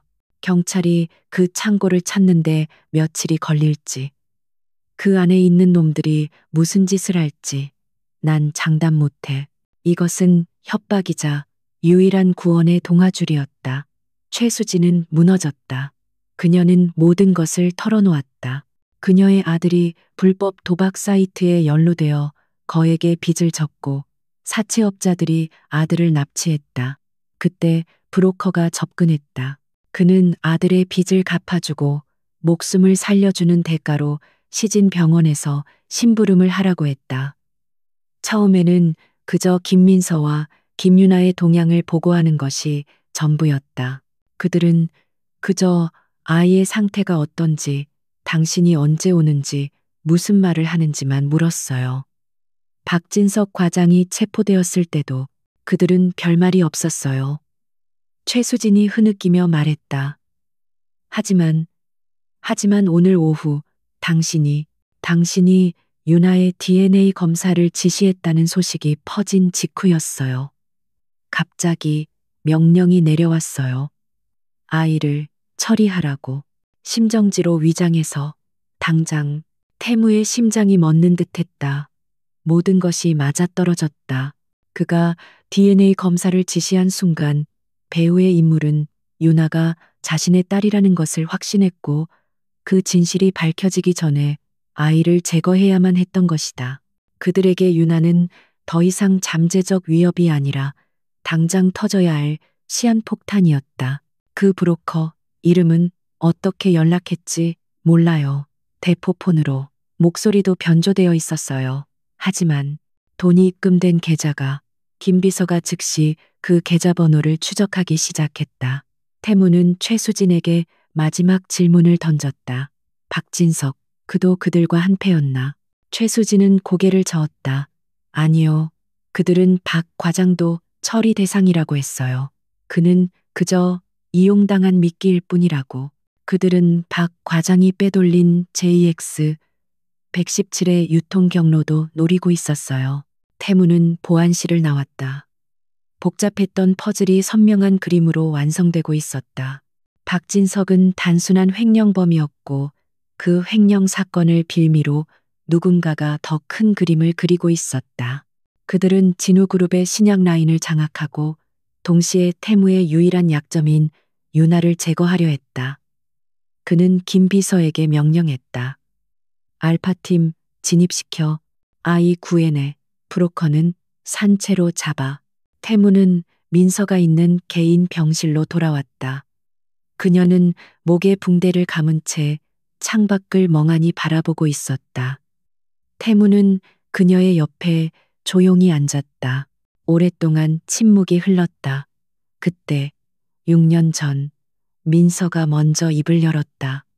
그녀의 목소리는 쉬어 있었지만 놀랍도록 차분했다.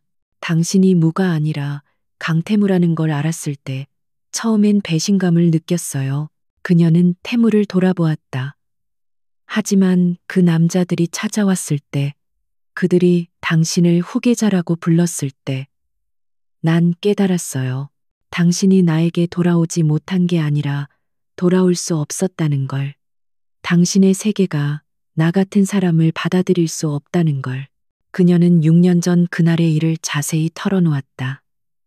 검은 양복의 남자들, 태무의 사진, 그리고 태어나지 않은 아이를 향한 노골적인 위협. 그들은 당신을 지키고 싶으면 쥐도 새도 모르게 사라지라고 했어요. 당신의 앞길에 걸림돌이 되지 말라고. 태무는 눈을 감았다. 그가 들은 것은 민서의 이야기가 아니었다. 그것은 자신의 나약함과 오만에 대한 기소장이었다. 민서야. 그가 힘겹게 입을 열었다. 그는 그녀에게 모든 것을 고백했다. 아버지의 병환, 격렬했던 경영권 다툼. 그리고 그의 가장 부끄러운 진실. 난 당신이 날 버렸다고 생각했어. 내가 재벌 3세라는 걸 알고 돈 때문에 날 떠났거나 혹은 내 가족이 무서워서 도망쳤다고. 그의 목소리가 죄책감으로 떨렸다. 난 분노했어. 내 자존심이 상처받았다고 생각했지. 그래서 당신을 제대로 찾지 않았어. 내 모든 정보력을 동원했다면 당신이 어디에 있든 찾을 수 있었을 텐데. 난 그러지 않았어. 당신을 배신자로 낙인 찍고 내 마음속에서 당신을 지워버렸어. 내가 당신과 유나를 이 지옥으로 몰아넣은 거야. 용서해달라는 말도 할 자격이 없어. 민서는 말없이 그의 고백을 들었다. 그녀는 손을 들어 태무의 뺨을 감쌌다. 그의 뺨은 눈물인지 땀인지 모를 무언가로 젖어 있었다. 우린 둘 다 바보였어, 태무야. 그녀가 속삭였다. 당신은 자존심 때문에, 나는 두려움 때문에. 우리는 6년이라는 시간을 잃어버렸어. 하지만 유나는 살아있어. 우리 딸, 아직 우리 곁에 있어. 그걸로 됐어. 그 순간 태무의 휴대폰이 진동했다. 김비서의 메시지였다. 민준 군 무사히 구출. 브로커 체포. 그리고 최수진이 제공한 계좌, 6년 전 김민서 씨를 협박했던 보안업체에 자금을 댄 페이퍼 컴퍼니와 동일한 자금줄로 확인되었습니다. 태무의 눈이 번뜩였다. 6년 전의 그놈들과 지금 유나를 죽이려 한 놈들은 같은 뿌리였다. 김 비서의 다음 메시지가 도착했다. 이 모든 자금의 최종 출처, 스위스 은행의 비밀 계좌. 계좌 소유주는 강지훈입니다. 강지훈, 태무의 배다른 형. 그가 후계자 자리를 차지하기 위해 정략 결혼을 거부했던 태무를 가장 맹렬하게 공격했던 인물. 6년 전 그가 민서의 존재를 알고 그녀를 쫓아냈던 것이다. 그리고 이제 태무의 유일한 혈육인 유나가 나타나자 그는 자신의 모든 것을 잃을까봐 두려워 살인을 사주했다. 모든 조각이 맞춰졌다. 태무는 자리에서 일어났다. 그는 민서의 이마에 입을 맞추었다. 여기서 유나 곁을 지켜줘. 아무도 못 들어오게 할게. 난 잠시 정리해야 할 일이 생겼어. 그의 목소리는 차분했지만 그의 눈은 지옥불처럼 타오르고 있었다. 그는 병실을 나와 김 비서를 불렀다. 강지훈, 지금 어디 있지? 본사 50층 이사 집무실에 있습니다. 태무는 넥타이를 바로잡았다. 알파팀 절반은 여기서 유나와 민서 씨를 지켜 그림자도 접근 못하게 해. 나머지 절반은 나랑 본사로 간다. 이사회를 소집할 필요는 없어. 그는 엘리베이터 버튼을 눌렀다. 이건 가족 문제니까 내가 직접 해결하지. 진우그룹 본사 타워의 50층은 구름 위에 떠 있는 성체와도 같았다. 최고급 대리석 바닥은 거울처럼 빛났고 통유리창 너머로는 폭풍우가 지나간 서울의 야경이 보석처럼 펼쳐져 있었다. 하지만 이 고요한 부의 상징은 그날 밤 지옥의 입구가 되었다. 강태무가 사설 엘리베이터에서 내렸을 때 그의 뒤를 따르는 알파팀 요원들의 전투화 소리가 정적을 무겁게 짓눌렀다. 그의 얼굴은 분노를 넘어선 모든 감정이 제거된 차가운 강철 가면과도 같았다. 이사 집무실의 거대한 문이 소리 없이 열렸다. 강지훈은 그곳에 있었다. 그는 태무의 배다른 형이자 평생을 이인자의 그늘 속에서 살아온 남자였다. 그는 태무의 연락을 받고도 태연하게 와인을 따르고 있었다. 그는 태무가 병원의 혼란을 수습하기 위해 자신에게 도움을 청하러 왔다고 생각했다. 그의 얼굴에는 오만하고 관대한 미소마저 감돌았다. 태무야, 이런 밤중에 어쩐 일이냐? 병원 일은 잘 처리되고 있나? 그 여자와 아이 문제는 강지훈이 잔을 내밀며 위선적인 연기를 시작했다. 그는 아직 브로커가 잡혔다는 사실을 모르고 있었다. 태무는 그가 내민 잔을 손으로 쳐서 바닥에 떨어뜨렸다. 붉은 와인이 하얀 대리석 바닥에 피처럼 흩뿌려졌다. 강지훈의 미소가 굳어졌다. 지금 무슨 짓이냐? 6년 전 태무가 얼음처럼 차가운 목소리로 입을 열었다. 스위스 은행의 페이퍼 컴퍼니, 김민서를 협박하고 쫓아냈던 보안업체의 자금줄이었지. 그리고 오늘 같은 계좌에서 최수진 간호사의 아들을 납치한 사채업자들에게 돈이 흘러 들어갔어.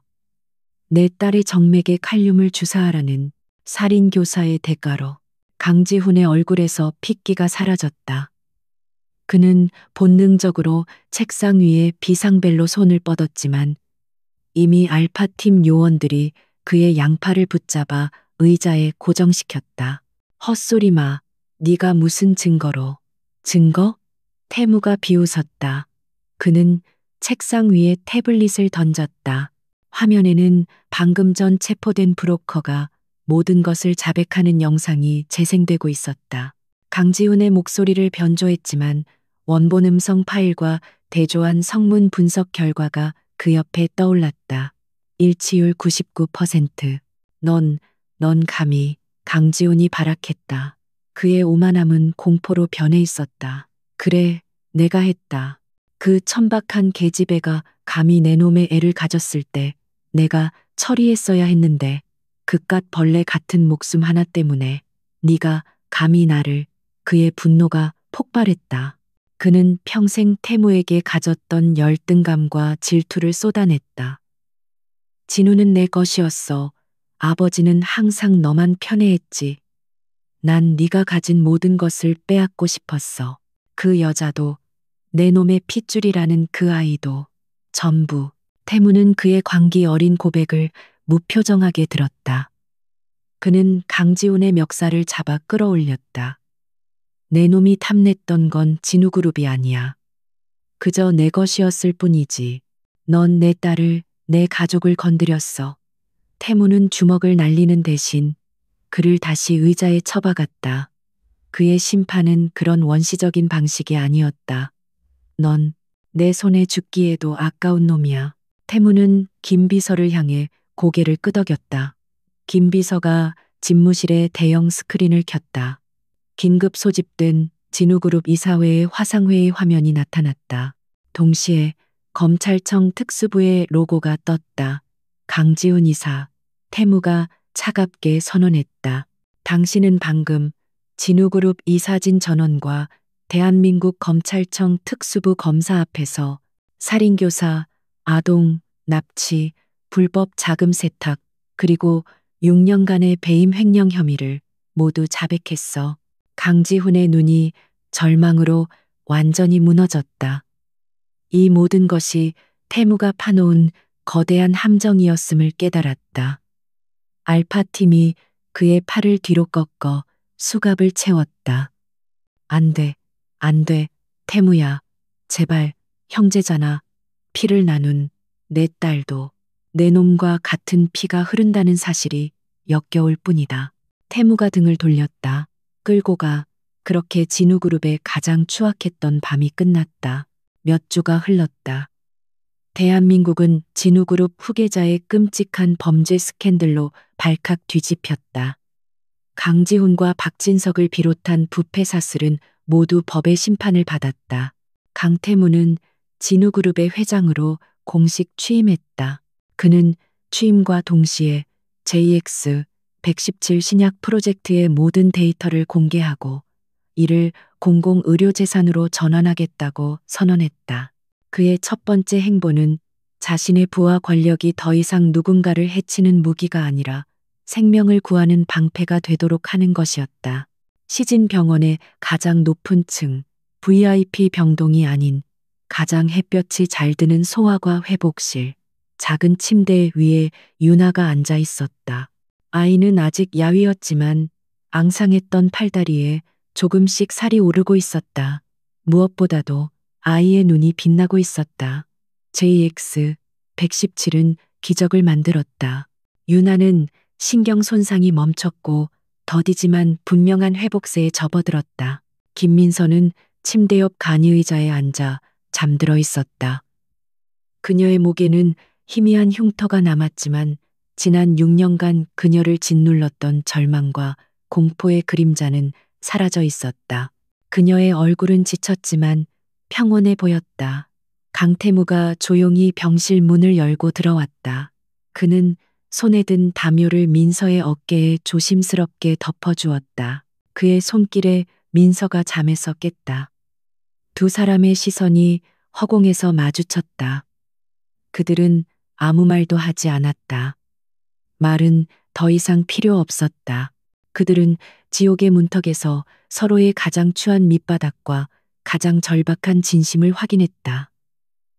태무는 침대로 다가가 유나의 작은 손을 조심스럽게 쓸었다.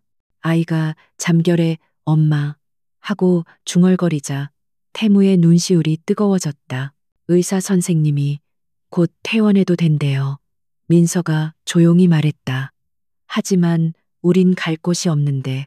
그녀의 목소리에는 더 이상 두려움이 없었다. 그저 현실을 말할 뿐이었다. 태무는 그녀의 손을 잡았다. 그의 손은 따뜻했다. 있어. 그가 말했다. 우리가 갈 곳, 우리 집. 몇 달 후 겨울이 지나고 봄이 찾아온 어느 날 강원도의 한적한 바닷가 절벽 위에 세워진 현대적인 유리 저택이 따스한 봄 햇살을 받고 있었다. 그곳은 강태무가 모든 것을 버리고 무가 되었을 때 민서와 함께 꿈꾸었던 바로 그 집이었다. 유나는 모래사장에서 아장아장 걸으며 조개 껍데기를 줍고 있었다. 아이는 여전히 또래보다 약했지만 그 걸음걸이에는 생명력이 넘쳤다. 민서는 테라스의 흔들의자에 앉아 바다를 스케치하고 있었다. 그녀의 캔버스에는 더 이상 절망적인 어둠이 아닌 눈부신 빛과 희망이 담겨 있었다. 강태무는 와인이 아닌 따뜻한 커피 2잔을 들고 나와 그녀의 옆에 앉았다. 그는 더 이상 냉철한 CEO가 아니었고 그녀는 더 이상 가난한 미혼모가 아니었다. 그들은 완벽한 동화 속 주인공이 되지는 못했다. 그들의 삶에는 6년의 공백과 지울 수 없는 상처, 그리고 유전병이라는 평생의 과제가 남아 있었다. 하지만 그들은 서로의 손을 잡고 있었다. 태무가 민서의 어깨를 감쌌고 민서는 그의 어깨에 기댔다. 그들 앞에는 복잡하지만 그 어떤 순간보다도 진실한 가족이라는 이름의 내일이 펼쳐지고 있었다.